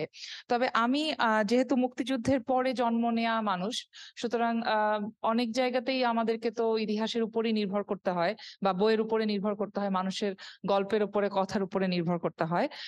কিন্তু আমি যুদ্ধ অবস্থা ছাড়াও যদি চিন্তা করি, যে রেপ, ধর্ষণ যারা সার্ভাইভ করেন, রেপ যারা সার্ভাইভ করেছেন, এরকম একাধিক মানুষের সাথে কথা বলে আমার কাছে মনে হয়েছে যে একজন আমাকে বলেছিলেন যে যেদিন আসলে সকলের সামনে দাঁড়িয়ে বলা যায় যে হ্যাঁ, আমি রেপড হয়েছিলাম এবং আমি সেটা সার্ভাইভ করেছি, তখন হয়তো কিছুটা রিকনসাইল হয় নিজের কাছে নিজে। কখন এটা বলা যায়? যখন আমি এটা চিন্তা করি, আমার আশেপাশে এরকম অনেক মানুষ আছেন যারা এই সার্ভাইভালের মধ্যে আছেন, কিন্তু তারা ট্রমাটা এখনো কাটিয়ে উঠতে পারেন নাই, তারা এটা বলতে পারেন না এখনো। আবার এমন অনেকে আছেন যারা বলতে পেরেছেন। তো এই যে বলতে পারাটা, আমি যদি চিন্তা করি যে কখন একজন মানুষ রেপ সার্ভাইভার সে বলতে পারে যে হ্যাঁ, আমি রেপড হয়েছিলাম, আপনাদের সামনে বলতে কোনো দ্বিধা নাই, এই কথাটা কখন সে বলতে পারে? যখন সে জানে যে সমাজটা তৈরি, অথবা সে নিজে তৈরি হয়। সে তৈরি হওয়ার পেছনে নিশ্চয়ই সমাজের অনেকগুলো ফ্যাক্টর কাজ করে, যেই ফ্যাক্টর গুলো কাজ করার পরে উনি হয়তো বলতে পারেন। এবং আমি যেই নারীর কথা বলছি, যিনি আমাকে বলেছেন যে ওটা বলতে পারলে পরে রিকনসিলিয়েশন হয়, তিনি আসলে বাংলাদেশে থাকেন না। তার মানে আমাদের সমাজ, অবশ্য আমার আশেপাশে অন্য যারা আছেন তারা হয়তো বলতে পারছেন না, কারণ সমাজ এখনো তৈরি হয়নি এই কথাটি শোনার জন্য। তো ওই জায়গা থেকে যদি আমি বিচার করি, তাহলে আমরা বিভিন্ন দিক পাই আসলে যে ৭১-এ রিকনসিলিয়েশন কেন হয়নি বাংলাদেশের ক্ষেত্রে, এবং এই সমস্ত বিচার হয়ে যাওয়ার পরেও হয়নি। আমি দুটো মানে ক্রিয়েটিভ জায়গা থেকে একটু বলবো, এই কারণে যে আপনার লেখার মধ্যে একটা সেকশনই আছে যেটা হচ্ছে যে কি করে আর্টের মধ্যে এই ইররিকনসিলিয়েশনটা চালু থাকে। সেই কারণে আমার কাছে মনে হয়েছে, আমি দুটো নাটক লিখেছিলাম, একটা নাটক লিখেছিলাম, আরেকটা নাটকের সাথে যুক্ত ছিলাম। প্রথমটা বীরাঙ্গনা, এটা ইংরেজিতে একটা নাটক হয়েছিল ইংল্যান্ডেই, কমলা কালেকটিভ বলে একটি দল সেই নাটকটি করেছিল। নাটকটি আমি লিখেছিলাম বিভিন্ন ইতিহাসের বই পড়েই, এবং সেটা লিখতে গিয়েও আমার মনে হয়েছিল যে এই যে ভয়ঙ্কর ট্রমার মধ্যে দিয়ে এনারা গেলেন, এটা আসলে কিভাবে ওনারা এটা শেষ হয় কিভাবে, বা এটা কখন, উনি যখন বড় হন, অনেক দিন চলে যায়, বছরের পর বছর চলে যায়, তারপরে কি এটা শেষ হয়? এটা শেষ হওয়ার মতো কোনো ঘটনা কিনা, সেটা তখন আমি লেখার সময়ও বুঝতে পারিনি বলে আমার ধারণা। পরে আমি আরেকটা নাটকে অভিনয় করি, যেটা যমুনা, এটাও ইংল্যান্ডেই হয়েছিল, ইংরেজিতেই লেখা নাটক। নাটকটি লিখেছিলেন আমাদের সেলিনা শেলি। সেই নাটকটিতে অভিনয় করতে গিয়ে এবং এটা অন্যান্য ডিজাইনের কাজ করতে গিয়ে, এবং ওই সময় যেহেতু যুদ্ধাপরাধীদের বিরুদ্ধে বিচার এবং বিচারের বিরুদ্ধে এক ধরনের ক্যাম্পেইন চলছিল ইংল্যান্ডেই, ওটারই এক ধরনের কাউন্টার ন্যারেটিভ হাজির করার জন্য আমরা কিন্তু এই নাটকটি করেছিলাম। এবং তখন আমার মনে আছে যে অক্সফোর্ডে এই মানে জামাতের যারা লবিস্ট ছিল, তারা অক্সফোর্ড ইউনিভার্সিটিতে গিয়েছিলেন এবং সেখানে তারা বক্তব্য উপস্থাপন করার চেষ্টা করছিলেন যে কি কারণে ট্রাইব্যুনালটি হওয়া উচিত না, এবং কেন এখানে নানাভাবে তাদের প্রতি ইনজাস্টিস করা হবে, এবং আসলে এই যে যুদ্ধাপরাধটা তাকে সম্পূর্ণরূপে তারা অস্বীকার করছিলেন। তো তখন ওখানে শিক্ষার্থীদের মধ্যে আমরা যারা ছিলাম তারা নানান কিছু বলবার চেষ্টা করি, কিন্তু পরে আমাদের মনে হয় যে আসলে আর্ট, মানে আমরা যেহেতু আর্টিস্ট, সুতরাং আমাদের হয়তো বা এই মানে কি বলে সমাবেশে গিয়ে আমাদের পক্ষে অনেক কিছু করা সম্ভব না হলেও হয়তো বা আর্টের মাধ্যমে সম্ভব। সেখান থেকে আমরা যমুনা করি, কিন্তু এবং যমুনা করে আমরা যখন ইংরেজি ভাষাভাষী ইয়াং বাংলাদেশি যারা থাকেন হচ্ছে ইংল্যান্ডে তাদের কাছে পৌঁছানোর চেষ্টা করি, তখন আমরা বুঝি যে এর অনেকটাই হয়তো ওনাদের অজানা ছিল। এবং এই যে বাংলাদেশে যে এখনো এক ধরনের রেজিস্ট্যান্স তখনও ছিল, যে রেজিস্ট্যান্সটা তাদের জানা ছিল না। সেই কারণে আমার কাছে মনে হয় যে আর্ট সবসময় এই রেজিস্ট্যান্সকে ধারণ করতে পারে তো অবশ্যই। কিন্তু আপনি যে ছবিটি দেখালেন আজকের প্রেজেন্টেশনে, প্রজন্ম ৭১-এর যে কথাটা আসলে পোস্টারেও ছিল এক সময় ৯০-এর দশকে, তোমরা যা বলছি কি তা বাংলাদেশ, ওই সময়কার কনটেক্সটার সাথে আজকের কনটেক্সটা কিন্তু অনেক পার্থক্য আছে আমার কাছে মনে হয়। কারণ ৯০-এর দশকে ওই সময় আমরা যেন আমাদের কাছে মনে হচ্ছিল যে সব ভুলে যাওয়া হয়েছে, তার কখনোই হবে না, বিচার হবে না, বিচার হওয়াটা খুব জরুরি। আর এখন এসে আমরা বিচার হওয়ার পরে এসে আজকে যখন দাঁড়াই, তখন আমরা দেখতে পাই এই বিচারটাকে নিয়েই কিরকম ভাবে বাংলাদেশের ভেতরেই একদল মানুষকে কিন্তু খুব পরিষ্কারভাবে আলাদা করা হয়েছে, তাদেরকে টার্গেট করা হয়েছে, তাদেরকে লেবেল করা হয়েছে এবং নানাভাবে তাদেরকে নানা ইনজাস্টিস এবং অন্যায্যতার মধ্যে ফেলে দেওয়া হয়েছে। এবং এটাকে একটা ট্রোপ হিসেবে ব্যবহার করা হচ্ছে যে এর বাইরে গেলেই কিন্তু আপনি বাংলাদেশের বিপক্ষে, আপনি তার মানে সরকারের বিরুদ্ধে কথা বললেও এখন আপনি যুদ্ধাপরাধীদের পক্ষে হয়ে যেতে পারেন। কিন্তু মানে এই যে একটা নতুন পরিস্থিতি, নতুন বাস্তবতা, এই বাস্তবতাকে আপনি যখন বাংলাদেশের রিকনসিলিয়েশন নিয়ে লিখবেন, বাংলাদেশকে নিয়ে যখন লিখবেন, তখন এটা কি করে হ্যান্ডেল করবেন বা ডিল করবেন, সেটা আমার মনে হয় আপনার জন্য একটা বড় চ্যালেঞ্জ। আমি খুবই আগ্রহী হব সেটা পড়তে। আর দুটো বিষয় উল্লেখ করে আমি শেষ করব, কারণ আমি আসলে এই বিষয়ের একদমই এক্সপার্ট না। আমি জানিও না কেন আসলে সাইদি আপা মনে করেছেন আমি এটা নিয়ে বলতে পারি, হয়তো ওই নাটক লিখেছি বলেই, এছাড়া আমি আর কোনো কারণ খুঁজে পাচ্ছি না। তবে আমার দুটো প্রশ্ন থাকবে এবং আপনার জন্য এটা আমার মনে হয় যে আপনি যখন বাংলাদেশ নিয়ে যেহেতু লিখবেন এর পরের বইটাতে, বাংলাদেশের ভেতরে বিহারিরা রয়েছেন যারা স্ট্র্যান্ডেড, যারা আটকে পড়া। সিএইচসি তে যারা আছেন তাদের কথা তো মেঘনাদি বললেন, সাইদি আপা বললেন। এই আটকে পড়া বিহারিরা কিন্তু ৭১ থেকে আমাদের সাথে আছেন এবং তার আগে থেকেই আছেন। ৭১-এর পরে এসে আমরা দেখতে পাচ্ছি তাদের একটা নতুন রিয়েলিটি। এই মানুষগুলোর ব্যাপারে আমরা প্রায় কিছুই করিনি, এবং এই যে কিছু না করা এবং তাদের রিকনসিলিয়েশনটা আসলে কিভাবে হবে, তাদের থার্ড জেনারেশন এখন আমাদের আশেপাশে আছে, আমাদের শিক্ষার্থী হিসেবে আছেন, তারা আমাদের এই বয়ানের মধ্যে, এই ন্যারেটিভের মধ্যে, এই ইরিকনসিলিয়েশন বা রিকনসিলিয়েশনের মধ্যে কোথায় আসেন আসলে, সেটা একটা আমার কাছে মনে হয় এই প্রশ্নটা সমাধান না করে আমরা আসলে এখন সামনের দিকে যেতে পারবো না। আর দ্বিতীয় যে আরেকটা কমিউনিটি যাদের কথা আমাদেরকে এখন ভাবতেই হবে, তারা হচ্ছে রোহিঙ্গা। তারাও কিন্তু অন্য একটা দেশ থেকে জেনোসাইডের শিকার হয়ে আমাদের দেশে এসেছেন।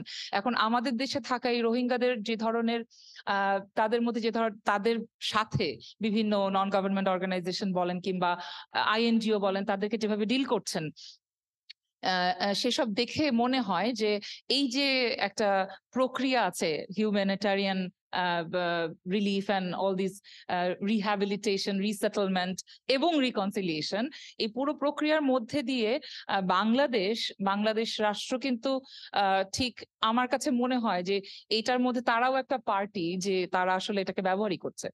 এবং এই যে ব্যবহার করার যে একটা জায়গার মধ্যে আমরা পৌঁছে গেছি, এবং আমাদের ভূখণ্ড ব্যবহার করেই নানান রকম মানে রিলিফ অ্যান্ড রিহ্যাবিলিটেশনের নামে নানান কাণ্ড কারখানা ওখানেও হচ্ছে, এবং তাতে এই যে মানুষগুলো যে ভয়ঙ্কর ট্রমার মধ্যে দিয়ে এসে বাংলাদেশে এসে পড়েছেন, তাদের রিকনসিলিয়েশন আসলে কিভাবে হবে, বা যেখানে তারা আসলে পুরো ইন্টারন্যাশনাল কমিউনিটিরই একটা, আমি বলতে পারি, এক ধরনের টুলে পরিণত হয়েছে, যে টুল দিয়ে নানান দেশ তাদের নানান রকম স্বার্থ মানে হাসিল করবার চেষ্টা করছে।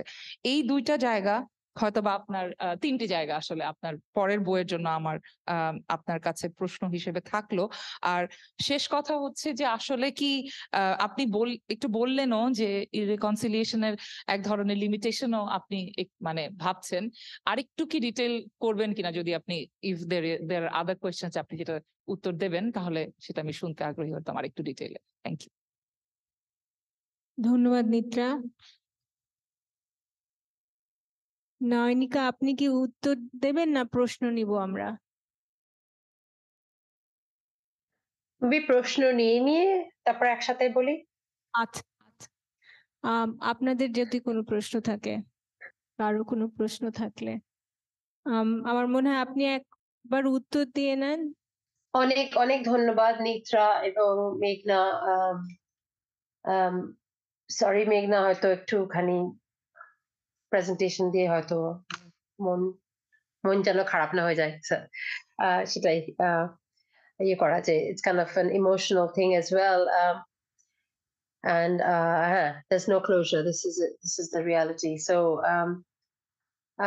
অনেক ধন্যবাদ দুজনকে। and actually Germany, the whole process of guilt, ওরা যেভাবে guilt কে institutionalize করেছে is kind of মানে very interesting, যেভাবে guilt has become a foundation of the nation itself. যে জন্য আজকে তারা আমাদের কারেন্ট কনটেক্সটে তারা তারাও সাইড নিচ্ছে সেরকম ভাবে এখন যা হচ্ছে। So it's quite interesting how guilt has led Germany to where as well. But Germany is a really interesting example of that. নিত্রার তুমি কিন্তু ওই আমার এই fourth context of irreconciliation is where in a way I find limitation of the current context is, এবং সেটা নিয়েই আমাকে আরো ভাবনা চিন্তা করতে হবে। এবং অ্যাকচুয়ালি আমার ইচ্ছে আছে বিহারীদের সম্পর্কে যে বেশ কয়েকটা ছবি নিয়ে আমার লেখা চ্যাপ্টার, তিনটে ছবি আছে particularly which are quite interesting, সেটা নিয়ে আমি লিখতে চাই। ওখানে একটা ছোট জায়গায়, মানে বেশি তো আজকাল বাংলাদেশি বিহারীদের নিয়ে কথা হয় না, কিন্তু ওই ছবিগুলো নিয়ে আমি একটু লিখতে চাই as a form of thinking of the Bihari. And Rohingya is also equally I mean এটা এখন গ্লোবাল গভর্নেন্স সিস্টেমের মধ্যে চলে এসেছে। আর তুমি তিনটে বিহারি, সিএইচটি, রোহিঙ্গা অ্যাকচুয়ালি তিনটে টেম্পোরালিটি, তিনটে টাইমের মধ্যে পড়ছে না বাংলাদেশের লাইফ স্প্যানের মধ্যে। 70s, 80s আর রোহিঙ্গা এখন কন্টেম্পোরারি। সো আমার সেরকম ভাবে বলার আর কিছু নেই, জাস্ট টু সে অনেক ধন্যবাদ। This are really important. আমি বিহারি মনে ছিল, কিন্তু Rohingya and সিএইচটিও on our different time phase আমি সেটা মাথায় রাখবো। কিন্তু ওই লিমিটস অফ রেকনসিলিয়েশনটাই is where the conclusion of the book is basically, যেখানে contemporary situationটাকে অ্যাড্রেস করার জন্য আমি in a way বলতে যে reconciliation শুধু একটা resistive মডেলও না, what are the problems or limitations or the dark sides of a reconciliation as well. ওর কাছে যে প্রশ্নটা করেছো তার এক ধরনের একটা করতে পারি বিহারীদের নিয়ে, যে বিহারীদের অ্যাকচুয়ালি কাজ বেশ কিছু হয়েছে বিহারীদের নিয়ে, আর যদিও এটা তাদের উন্নয়ন ইত্যাদি এগুলোর উপরেই বেশি জোরদার করছে, কিন্তু উন্নয়ন তো আমরা যদি আমাদের মনের উন্নয়নটাও তো উন্নয়ন একটা, তো সেভাবে যদি একটু ব্যাপকভাবে দেখি, আমার মনে হয়েছে আমি বেশ কয়েকটা জায়গা থেকে বিহারীদের কাজটা আসবে, এবং সেখানে কিন্তু ৭১ কেন্দ্রিক হতে পারবে না। এটা ৭১-এরও আগে, মানে ৪৭ বা দেশভাগের প্রেক্ষাপটটা দেখতে হবে। তো প্রেক্ষাপটটা বদলাবেই, প্রেক্ষাপট, কারণ এরা তো থেকেই যাচ্ছে। তো আমরা ৭১ থেকে শুরুও করতে পারবো না, শেষও করতে পারবো না। আমাদের আসলে গোটা ইতিহাসটাই দেখতে হবে, এবং সেখানেই রিকনসিলিয়েবিলিটি, ইরিকনসিলিয়েবিলিটিটা টেক্সচুয়াল জায়গাগুলোকে আমরা ধরতে পারবো। আমরা যখন একটা ইনহেরিটেড মেমোরিজ বলে একটা কাজ হয়েছে, কলকাতার থেকেই বার হয়েছে, গোটে ইনস্টিটিউট বার করেছে, কিন্তু কাজটা বোধ কলকাতা এবং ঢাকায় হয়েছিল, এবং সেখানে কিছু ওখানকার centre for social studies in the social sciences, এদের থেকে কিছু শিক্ষক শিক্ষয়িত্রীরা এসেছিল। আর আমাদের এখান থেকে আমরা কয়েকজন বাছাই করেছিলাম, ঢাকা ইউনিভার্সিটি, চিটাগং ইউনিভার্সিটি, বিভিন্ন বিশ্ববিদ্যালয় থেকে একটা জয়েন্ট ওয়ার্কশপ হয়েছিল, এবং তারা এটার আলটিমেট এটা গেটে ইনস্টিটিউটই অর্গানাইজ করেছে। সো ন্যাচারালি তাদের সব সরঞ্জাম ইনভলভ ছিল, আর টিমও ইনভলভ ছিল, কিন্তু আমি ওখানে অ্যাডভাইজার হিসেবে ছিলাম। আর নাজেশ আফরোজ বলে একটি ছেলে, ইন্ডিয়ান, কিন্তু সে বাইরে থাকে এখন, ও ছিল। তো এখানে আমরা তখন ইনসিস্ট করেছিলাম, আমাদের যে কথাবার্তায় যখন প্যারামিটার্স গুলো ফিক্স করছিলাম, আমরা বলছি যে এর মধ্যে দেশভাগ, তো এর মধ্যে আমাদেরকে বাংলার দেশভাগ, 2 বেঙ্গলস এর কথা বলা হয়েছে, কিন্তু এর মধ্যে অবশ্যই বিহারকে নিয়ে আসতে হবে, কারণ তারাও তো বাংলায় এসেছে, তারা তো পাকিস্তানে যায়নি, মানে পশ্চিম পাকিস্তানে যায়নি। তো তারা স্বেচ্ছায়, কনসিয়াসলি, আমি যতটুকু জানি গল্পগুলো, তারা এই দেশেই এসেছে, এবং সে অর্থে বাংলা তাদের residence, new residence. So we have to, এবং তারা এসেছিল এই কারণে, আমি বিশেষ করে জানি যে আমার বাবাদের বন্ধুরা যারা ইউনিভার্সিটিতে উর্দু পড়াতেন, তাদের কাছেই শুনেছি যে তারা এসেছিল যে তাদের যে খাদ্য এবং ক্লাইমেট, এই দুটো বাংলার কাছাকাছি, যার জন্য তারা অ্যাডাপ্ট করতে পারবে, তারা ওই মরুভূমির দেশে যেতে চায়নি। তো এনিওয়ে, কিন্তু সেই সূত্রে যে গল্পগুলো উঠে এসেছে, সাংঘাতিক মানে গল্প বলতে মানে তাদের যে ভাষ্য, টেস্টিমনি গুলো, এবং কাদেরকে যে তো দেশভাগের প্রেক্ষাপটে এটা যদিও অন্য জায়গায় নিয়ে যায়, কিন্তু দেশভাগও তো কনফ্লিক্টেড। তুমি তো কোনো বিশেষ ৭১কে শুধু ধরবে কি ধরবে না, সেটাও একটা চিন্তার ব্যাপার আছে। এবং সরি, আমার মনে হয় যে সেখানেও ইন্টারেস্টিং সব তথ্য পাওয়া যাবে, টেস্টিমনি পাওয়া যাবে, প্লাস যেগুলো এখনো, আমি মিরপুরে থাকি, আমি মিরপুরে বিহারীদের উপরেও আমি 2 বছর আগে একটা কাজ করেছি, যে কাজ সম্বন্ধে আমি কিছু বলতে পারবো না, কারণ মানা আছে যে সংস্থা করিয়েছে আমাকে, তো তার জন্য। কিন্তু আমি সত্যিকার অর্থেই মনে করি যে এই কাজগুলো শুধু ৭১ ভিত্তিক না, এটা বাংলাদেশের নাগরিক কারা এবং নাগরিকত্বের প্যারামিটার্স গুলো কি, সেগুলো নিয়ে এক ধরনের রিকনসিলিয়েবিলিটি ও দেখা যেতে পারে সিটিজেনশিপটা নিয়ে, তখন আরো অনেক ব্যাপক হয়ে যাবে ব্যাপারটা। তো এখন ইটস আপ টু ইউ, তুমি কতটুকু ন্যারো ডাউন করতে চাচ্ছ আর কতটুকু ব্যাপক করতে চাচ্ছ। আর নাগরিকত্বের প্রশ্ন তো রোহিঙ্গাদের অবশ্যই আছে। মেঘনাদি আর নিত্রার কথা সূত্র ধরে আমি ছোট্ট একটা প্রশ্ন, আপনি যে রিকনসিলিবিলিটির প্রসঙ্গটা উত্থাপন করলেন, যে এই প্রেক্ষিতে, সেই প্রেক্ষিতটা বাংলাদেশে বিশেষ করে 90, তারপরে 2013 আন্দোলন, গণ আদালত, তারপরে 2013, এই সময়ে ঢাকা শহরে এবং যুদ্ধাপরাধীদের বিচারের যে আন্দোলনের কেন্দ্রে যারা ছিলেন, তাদের জন্য যেই ডিসকোর্স, সেই ডিসকোর্সের উপর ভিত্তি করে কিনা, কারণ ধরেন ৭১-এর ইতিহাসের ভার আদি পার্বত্য চট্টগ্রামে তো ভিন্ন। যখন 2013 এবং 92 সালে যখন গণ আদালত হচ্ছে, তখন থেকে 2013 পর্যন্ত একটা সময় গেছে যখন পার্বত্য চট্টগ্রামে, যেহেতু পার্বত্য চট্টগ্রামে চাকমা রাজা ৭১-এ, তার ভূমিকা নিয়ে একটা প্রশ্ন আছে, সেই কারণে কিন্তু পুরো কমিউনিটিকে বা পার্বত্য চট্টগ্রামে তো একাধিক কমিউনিটি, পুরো পার্বত্য চট্টগ্রাম বাসীকেই একভাবে, তাদের মধ্যে মুক্তিযোদ্ধা কারা ছিলেন, একজন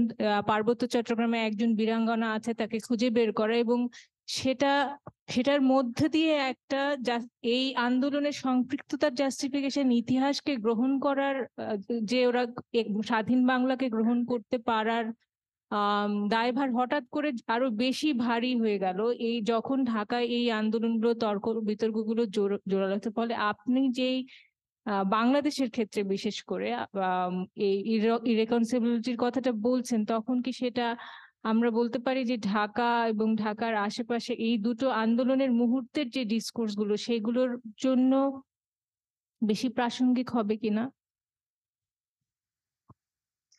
মানে বলছে যে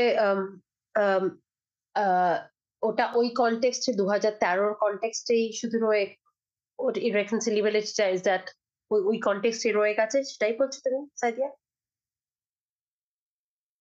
আমি বা বলছি যে এটা এই আন্দোলনগুলোর কেন্দ্রে যারা ছিলেন তাদের যে ডিসকোর্স, তাদের যে আলাপ আলোচনা এবং রাজনৈতিক প্রশ্ন, তার উপর নির্ভরশীল কিনা আর্গুমেন্টটা। কারণ আদিবাসী বলি বা ঢাকা শহরেই বিহারীদের কথা যেটা নিত্রা বললো, তাদের জন্য তো ওই 2013 আরো না, আনস্টেবল মোমেন্ট ছিল। ঠিক। 2013 এই সময়টা কিন্তু যারা নিম্নবর্গীয় ইতিহাস নিয়ে কাজ করছেন তারা অনেকেই চাপ বোধ করলেন যে পার্বত্য চট্টগ্রামে যুদ্ধে আদিবাসীরা কিভাবে যুদ্ধে অংশগ্রহণ করেছে সেগুলো লিপিবদ্ধ করা দরকার, না হলে এই প্রোপাগান্ডা জোর শক্তিশালী হচ্ছে যে তারা মুক্তিযুদ্ধে অংশগ্রহণ করেননি। সেই দায়ভার একদম একদম। অ্যাকচুয়ালি আমার স্পেকট্রাল রুম যেখানে শেষ করি আমি শেষ করছি তখন যখন শাহবাগ লাস্ট চ্যাপ্টারটায় আছে। ইনফ্যাক্ট 8ই মার্চের পরিপ্রেক্ষিতে যখন শাহবাগের আন্দোলন একদম অনেক ইন্টেন্স হয়ে আছে, তখন কিন্তু ওখানে অনেক নারী সংগঠন গিয়ে সিএসটির ব্যাপারে তারা প্রতিবাদ তোলে, প্রিসাইসলি বিকজ শাহবাগ মানুষকে প্রাইমারিলি বাঙালি হিসেবে, বাঙালির ব্যাপারটা এত সামনে চলে আসে, সমস্ত অন্য পজিশনালিটি গুলো একদম একদম পিছনে চলে যায়, মানে অবলিটারেটেড হয়ে যায়। আর সেখানে কিন্তু কিছু উইমেন্স অর্গানাইজেশন গিয়ে ওই 8 মার্চ গিয়ে, আমি ওটার ব্যাপারে লিখেছি অ্যাকচুয়ালি সেপ্টেম্বরের শেষে, ওটা নিয়ে আমি ওই স্লোগান গুলো লিখি আমি। সো অবভিয়াসলি না, বাট অবভিয়াসলি ওই ডেথ পেনাল্টি ডিবেটটা, আমার ডেথ পেনাল্টি ডিবেটটা নিয়ে আমার একটু পড়ালেখা করতে হবে, কারণ ইটস আ কমপ্লিকেটেড ডিবেট। হ্যাঁ, একদিকে যারা সাপোর্ট করছে, আর এথনোগ্রাফি করতে হলে যারা মানুষের পার্সপেক্টিভ থেকে এবং তারপরে নিজের পার্সপেক্টিভ সামিল দেওয়াটা একটু ভেবেচিন্তে করতে হবে। শেষবারের মতো দর্শকদের কোনো প্রশ্ন না থাকলে আমরা একজন হাত, আপনার নাম বলে নাম পরিচয় দিয়ে মাইকে। আমরা দেখতে পাচ্ছি যে বাংলাদেশের রাষ্ট্র নারীদেরকে বীরাঙ্গনা বলে সম্মান করা হলেও রাষ্ট্রীয়ভাবে তাদেরকে সম্মান দেওয়া হচ্ছে, বাট এখন পর্যন্ত আমাদের সমাজে বীরাঙ্গনা ধর্ষিত হয়েছে এই জিনিসটাকে এখন পর্যন্ত নেগেটিভলি দেখাই হয়। মোস্ট অফ দা ঢাকার বাইরে যদি যাওয়া হয় এরকমই দেখা হয়। জাতি মানুষ কেন জিনিসটাকে নর্মালাইজ ভাবে নিতে পারে না? আর এখন পর্যন্ত কেন রেপের জন্য ফিমেলের পোশাক বা আনুষঙ্গিক জিনিসপত্রকেই দায়ী করা হয়? রাষ্ট্র তো স্বাধীন হচ্ছে প্রায় 50 বছর, আমাদের লেগেসিটা কোথায়? মানুষ কেন মানতে পারে না এখনো? অ্যাকচুয়ালি আমি যে জন্য আমি আমার বইয়ের শেষে লিখি কি, আমরা যে এই ধর্ষণের ইতিহাসকে কি আমরা ক্ষত ছাড়া দেখতে পারি কিনা? Can we see the history of sexual violence without it being a wound? এই woundটা অ্যাকচুয়ালি তার মানে লিঙ্ক করে যায় এই 71-এ যেভাবে আমরা বীরাঙ্গনাকে আমরা কনস্ট্যান্টলি ফ্রিজ করে দেখে আসি, একটা ভয়াবহ একটা রূপে সবসময়, তাছাড়া তার লেজিটিমেসি থাকে না। যেমন, এবং আমি আমার বইয়েও অনেকখানি লিখেওছি যে কিভাবে মানুষজন নানা রকম বীরাঙ্গনা, যেমন কি আমাদের ওই কমিক বইয়ে একটা অংশ আছে যেখানে একজন রিপোর্টার এসে ফিরদৌসী আপাকে বলছে, ও আপনার ঘর তো খুব সুন্দর করে সাজানো, একটু জানলা দরজা একটু বন্ধ করে একটু অন্ধকার করি, তা নাহলে আপনাকে বীরাঙ্গনা দেখাবে না। হ্যাঁ, তো ওটা নিজেই আমাকে ফিরদৌসী আপা বলছে। তো আমাকে বললো যে আমি কি তাহলে মাটিতে মাদুর পেতে মাথায় হাত দিয়ে শুলে বীরাঙ্গনা পোজ লাগবে আপনার? তো এটাই কিন্তু আজকালকার এই যে ধর্ষণের মহিলাদের তার পোশাক, কার সাথে ছিল, কি খেলো কি খেলো না, এইগুলো কিন্তু এই লিঙ্কটা কিন্তু ওই 71-এ যেভাবে মানুষ মানে ওই ধারাবাহিকতা আছে, একটা একদম কন্টিনিউয়াম আছে যে সব বীরাঙ্গনাদেরও আবার একরকম ভাবে দেখা হয় না। অনেকে বলে ও তো গরিব সেজন্য তো গল্প বানিয়ে বানিয়ে বলছে। এটা একটা স্ট্যান্ডার্ড হয়ে গেছে এই ভাতা দেওয়ার পরে নাকি অনেক ভুয়া বীরাঙ্গনা বার হয়েছে। সো কনস্ট্যান্টলি যদি আপনি গরিব হন আপনার একটা ডিলেজিটিমাইজেশন আছে। যদি মিডল ক্লাস হন আপনি কি বলবেন না, কারণ আপনি তো মিডল ক্লাস হলে আপনি বীরাঙ্গনা, মানে আপনি যদি বীরাঙ্গনার আপনার নিজের ধর্ষণ নিয়ে কথা বলেন দ্যাট মিনস আপনি মিথ্যে কথা বলছেন, রাইট? এটা ইজ আ কাইন্ড অফ প্রিসাপোজিশন। সেই প্রিসাপোজিশন থেকে আমাদের বেরিয়ে আসতে হবে। প্রিসাপোজিশন থেকে আশা করি মানে মানুষের, মহিলাদের, তাদের পাশে যারা সাপোর্ট করছেন পুরুষরাও, তারাও, তাদেরকেও এই ফাইটটা একটা বড় ফাইট। এইটা আমরা যদি না করতে পারি, মানে ফাউন্ডেশনালি আমরা কোনো কিছু চেঞ্জ করতে পারবো না। সো ওই মানুষের ওই বিভেদ যে আমার অথেন্টিসিটি কি, আমি বীরাঙ্গনা বললেই বা আমি ধর্ষণ হয়েছে বলেই যে সবাই আমাকে একভাবে বিচার করবে বা একভাবে দেখবে, তা একদমই না। সমস্ত কাল আমি একটা এক্সাম্পল বলি, সিভিল রাইটস মুভমেন্টে আমরা তো ভাবি রোজা পার্কস ফার্স্ট ওই বাসের সিট ছেড়ে দেননি, ওনার আগে ছিলেন ক্লডেট কলভিন। 9 মাস আগে কিন্তু ক্লডেট প্রেগনেন্ট হয়ে যায়। And then she was found to be not an appropriate protagonist for the civil rights movement, কারণ সে প্রেগনেন্ট হয়ে যায় বলে। সো সব ক্ষেত্রেই কিন্তু প্রোটাগনিস্ট এবং লিডারশিপের একটা ওই হায়ারার্কির মধ্যে সব সোশ্যাল মুভমেন্টে চলে, যে কে অ্যাকচুয়ালি হতে পারে, who is the right authentic figure for the movement. তো সেই ক্ষেত্রে যদি আমরা বীরাঙ্গনাকে সবসময় ওরকম ওই হাহাকার মার্কা ফিগার হয়ে রাখি, তাহলে আমাদের দৈনন্দিনও আমরা যেভাবে ধর্ষণকে দেখবো ভাবো, আর এটা শুধু ঢাকার বাইরের একদমই কথা না, যে ঢাকার বাইরে হলেই এটা, ঢাকার মধ্যে আমাদের মধ্যবিত্তর বৈষম্য এইসব চিন্তাধারার মধ্যে অনেক প্রচুর। সো আমি ঢাকা শহরের বাইরে শিক্ষিত অশিক্ষিত, ধর্মীয় অধর্মীয়, আমি এই ডিভিশন গুলোতে আমাদেরও যাওয়া উচিত না, যে ভাবতে যে কে কিভাবে দেখছে ব্যাপার, তাহলে আমরা আবার হায়ারার্কি তৈরি করছি। এটাই আমি বলবো। আশা করি আপনার প্রশ্নের উত্তর দিয়েছি। আমার নাম তাসলিমা, আমি দৃক থেকে বলছি। আমার কোশ্চেনটা, আমি সবার কথাই শুনলাম, আপনাদের যেটা সোশ্যাল ক্রাইসিস বা সবার যে দৃষ্টিভঙ্গি, অনেক কথাই হলো। আমার একটা কোশ্চেন যে যেহেতু আপনারা সবাই অনেক ভালো বুঝেন, এই জিনিসটা কাজ করেছেন, কিন্তু প্রেজেন্টেশনে একটা জিনিস দেখলাম যে আমরা এত কিছু আগাইছি, আমরা এত কিছু উদার মনে অ্যাকসেপ্ট করেছি, কিন্তু আলটিমেটলি যখন আমরা প্রেজেন্ট করতেছি ঠিকই কিন্তু আমরা তাদের পরিচয়গুলোকে আমাদেরকে গোপন করতে হয়েছে। হ্যাঁ, আমি স্বীকার করছি যে ঘটনাটা তাদের জীবনের এরকম যে হয়তো আমি সেটা খুব বেশি মানে এটা গর্বেরও না, আবার যে তাকে সে যে আসলে তো তারা পরিস্থিতির শিকার, সো তাকে তো আমরা খারাপ ভাবেও বা ওইভাবে জাজ করার কোনো প্রশ্নই আসে না। তো আমার কথা হচ্ছে যে আমাদের স্বাধীনতা হয়ে গেছে অনেক বছর আগেই, তো এই সময়ে এসেও আমরা কেন তাদেরকে একটা সঠিক পরিচয় দিতে পারছি না? কারণ ইভেন যে প্রেজেন্টেশনটা দেখলাম বা ফিল্মিংটা দেখলাম, সেখানে আমরা তাদের একটা ছদ্মনাম ব্যবহার করেছি বা তাদের কষ্টটা ব্যবহার করেছি। আপু, আমি ফার্স্ট স্লাইডের যে আপুটার স্টোরি দেখলাম, ওইটা দেখার পর আমি লিটারালি টাচড। আমি অনেকগুলো পরের স্টোরিগুলো দেখেছি, ইভেন আমি বইটা চেক করেছি, কিন্তু আমার প্রথম স্টোরিটা আমার কাছে হয় না যে এক একটা মানুষের এক একটা জায়গা থেকে সে ইমোশনালি টাচড হয়। তো ওই গল্পটা আমার কাছে মনে হয়, মানে ওই মহিলার জীবনীটা অনেক মানে টাচি। তো আমার কাছে মনে হয়েছে যে এই মানুষটা বা যারা এই পাস্ট হয়ে গেছে, এখন তো অনেকে বেঁচেও নাই, কিন্তু আমরা তাদেরকে এই ছদ্মনাম দিয়ে, মানে তার মানে কি কোথাও একটা কিন্তু কি আছে যে যেটা প্রকাশ করা যাবে না বা তাদের ক্যারেক্টারাইজেশন সামনে আনা যাবে না? এটা তো না, আসলে তো তারাও তো একটা যুদ্ধের একটা গল্পের পিছনে একটা মানে চরম একটা সাক্ষী। তো সেই জিনিসটা আমার কাছে মনে হয় না যে এত বছর পর এডুকেশন কত কিছু আগাইছে, আমরা তাদেরকে হাইড করার মতো আমার মনে হয় না যে কোনো কোনো সিস্টেম আমি মনে করি না। আমি একজন নারী, তো আরেকটা নারী এবং মানুষের রেসপেক্টের জায়গা থেকে আমি এটা বলতেছি। আমি মনে করি তারা ডিজার্ভ করে। তো এই বিষয়ে আপনারা কি চিন্তা করেন?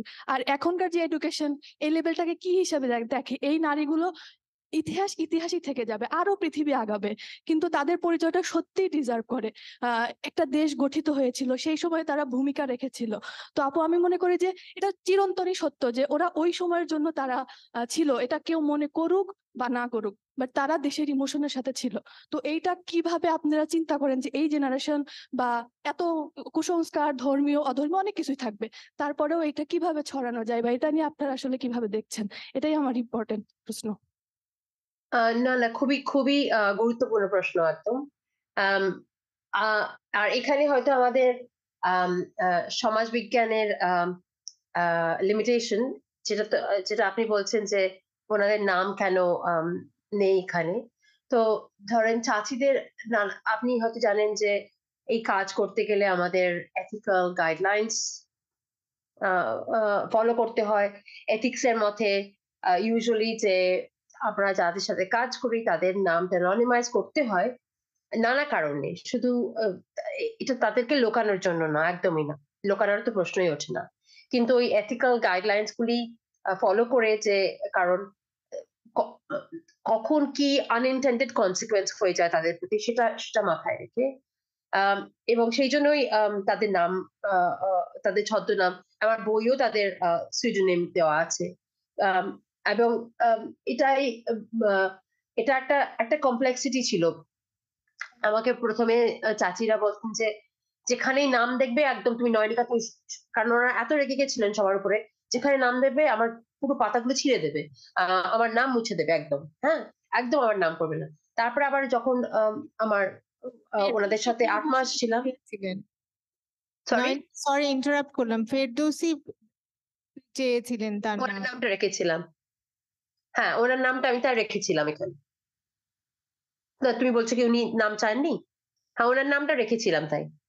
সো আর অন্য সময় ওনারা বলতেন যে, "নয়নিকা, তোমাকে আমাদের কাহিনী দিলাম, আমাদের এই জবাব দেওয়ার কাহিনী। তুমি আমাদের নামটা সব জায়গায় প্রচার করো। এখন এই দুটানার মধ্যে নামটা মুছে দিও এবং নামটা প্রচার করো।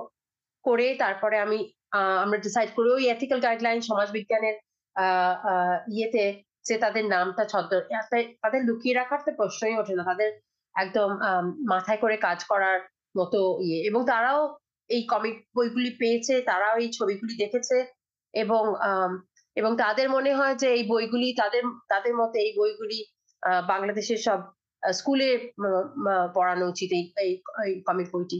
তা আমরা যেমন মুক্তিযুদ্ধ মন্ত্রণালয়ে এটা দেওয়ার চেষ্টা করি যাতে ওনারা ব্যবহার করতে পারেন। কিন্তু এবং এটাও বলি যে আমার নামটা যাতে যদি যেহেতু আমি ইন্ডিয়ান বলে যদি আমার নামটা থাকাতে সমস্যা হয় তাহলে শুধু কেয়ার নাম রেখে আমরা বইটা তাহলে ইয়ে করি, আরো বেশি প্রমোট করি স্কুলে টুলে। কিন্তু সেই কাজটা এগোতে পারেনি। অনেক আমরা, তাই না মেঘনা? কতবার আমরা গেছিলাম মন্ত্রণালয়ে, কিন্তু সেই কাজটা আমাদের হয়নি। সো বাট অন্য অনেক জায়গায় এই কাজটা হয়েছে, যেমন এই মুরাদপুরের মধ্যে কাজটি আছে। সো তাদের কথা লুকিয়ে রাখার তো প্রশ্নই আসে না। কিন্তু প্রশ্নটা খুবই, খুবই দ্রষ্টব্য। এখানে এভরিডে রিয়ালিটি ভার্সেস সমাজবিজ্ঞানের কাজ করতে গিয়ে গবেষণার পরিধির মধ্যে থাকতে হয়েছে এবং আমার মনে হয়েছিল, এটা নিয়ে আমি অনেক ভেবেছিলাম এবং আমার মনে হয়েছিল এই পরিধির মধ্যে থাকাটা আমার প্রয়োজন এবং ওনাদের জন্য আমার প্রয়োজন। কারণ আমি জানি না ওনার নাম রাখলে অন্য কেউ যদি, আমি তো চলে যাব, আমাকে ভাবতে হবে যে আমার লেখার কনসিকুয়েন্স কি আছে, সেটা আমাকে ভাবতে হবে। লিখে ফেললেই শুধু চলবে না। সো সেটা ভেবেই, জানি না ঠিক করেছি ভুল করেছি কিনা জানি না, কিন্তু আমার মনে হয়, আমার মতে আপাতত that was the right decision. আশা করি তোমাকে উত্তর দিতে পারলাম। অনেক ধন্যবাদ নয়নিকা। আমরা আজকের আলাপ এখানেই শেষ করি। শেষ যে প্রশ্নটা ছিল সেটাতে খুব স্পষ্ট কেন আমাদের এই বীরাঙ্গনাদের প্রশ্নে ৭১-এর যুদ্ধের যে সহিংসতা, বিশেষ করে যৌন সহিংসতা এবং তৎপরবর্তীকালে স্বাধীন দেশের পিতৃতান্ত্রিক রাষ্ট্র যে বীরাঙ্গনাদেরকে আহ স্বাধীনভাবে বেঁচে থাকার যে অধিকার সেটা দিতে পারে নাই, সেই সংগ্রামেরই অংশ এই আলাপ।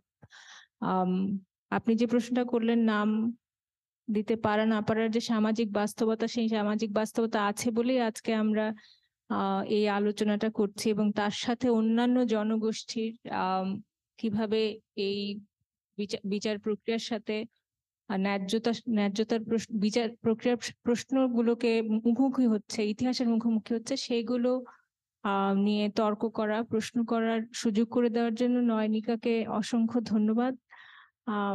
আপনাদেরকে এত লম্বা সময় বসে শোনার জন্য ধন্যবাদ। নিত্রা, মেঘনা দিয়ে অনেক ধন্যবাদ। আগামীকালকে একটা সিনেমা দেখানো হবে এখানে, ফাইনাইট। সবাইকে দেখার আমন্ত্রণ জানাচ্ছি। আগামী আলাপে দেখা হবে। ধন্যবাদ। বাইরে অনেক ধন্যবাদ ড্রিককেও এবং ড্রিকের সবাইকে, এবং যারা আমাকে সহযোগিতা করেছিলেন টেস্ট রান করতে, রনি এবং সবাই, এবং রেনুমা, আমি দেখতে পাচ্ছি তোমাকে অন্ধকারের মধ্যে, রেনুমা আর সাইদিয়াকে অনেক ধন্যবাদ। আশা করি পরের বছর সামনাসামনি দেখা হবে। দেখা হবে।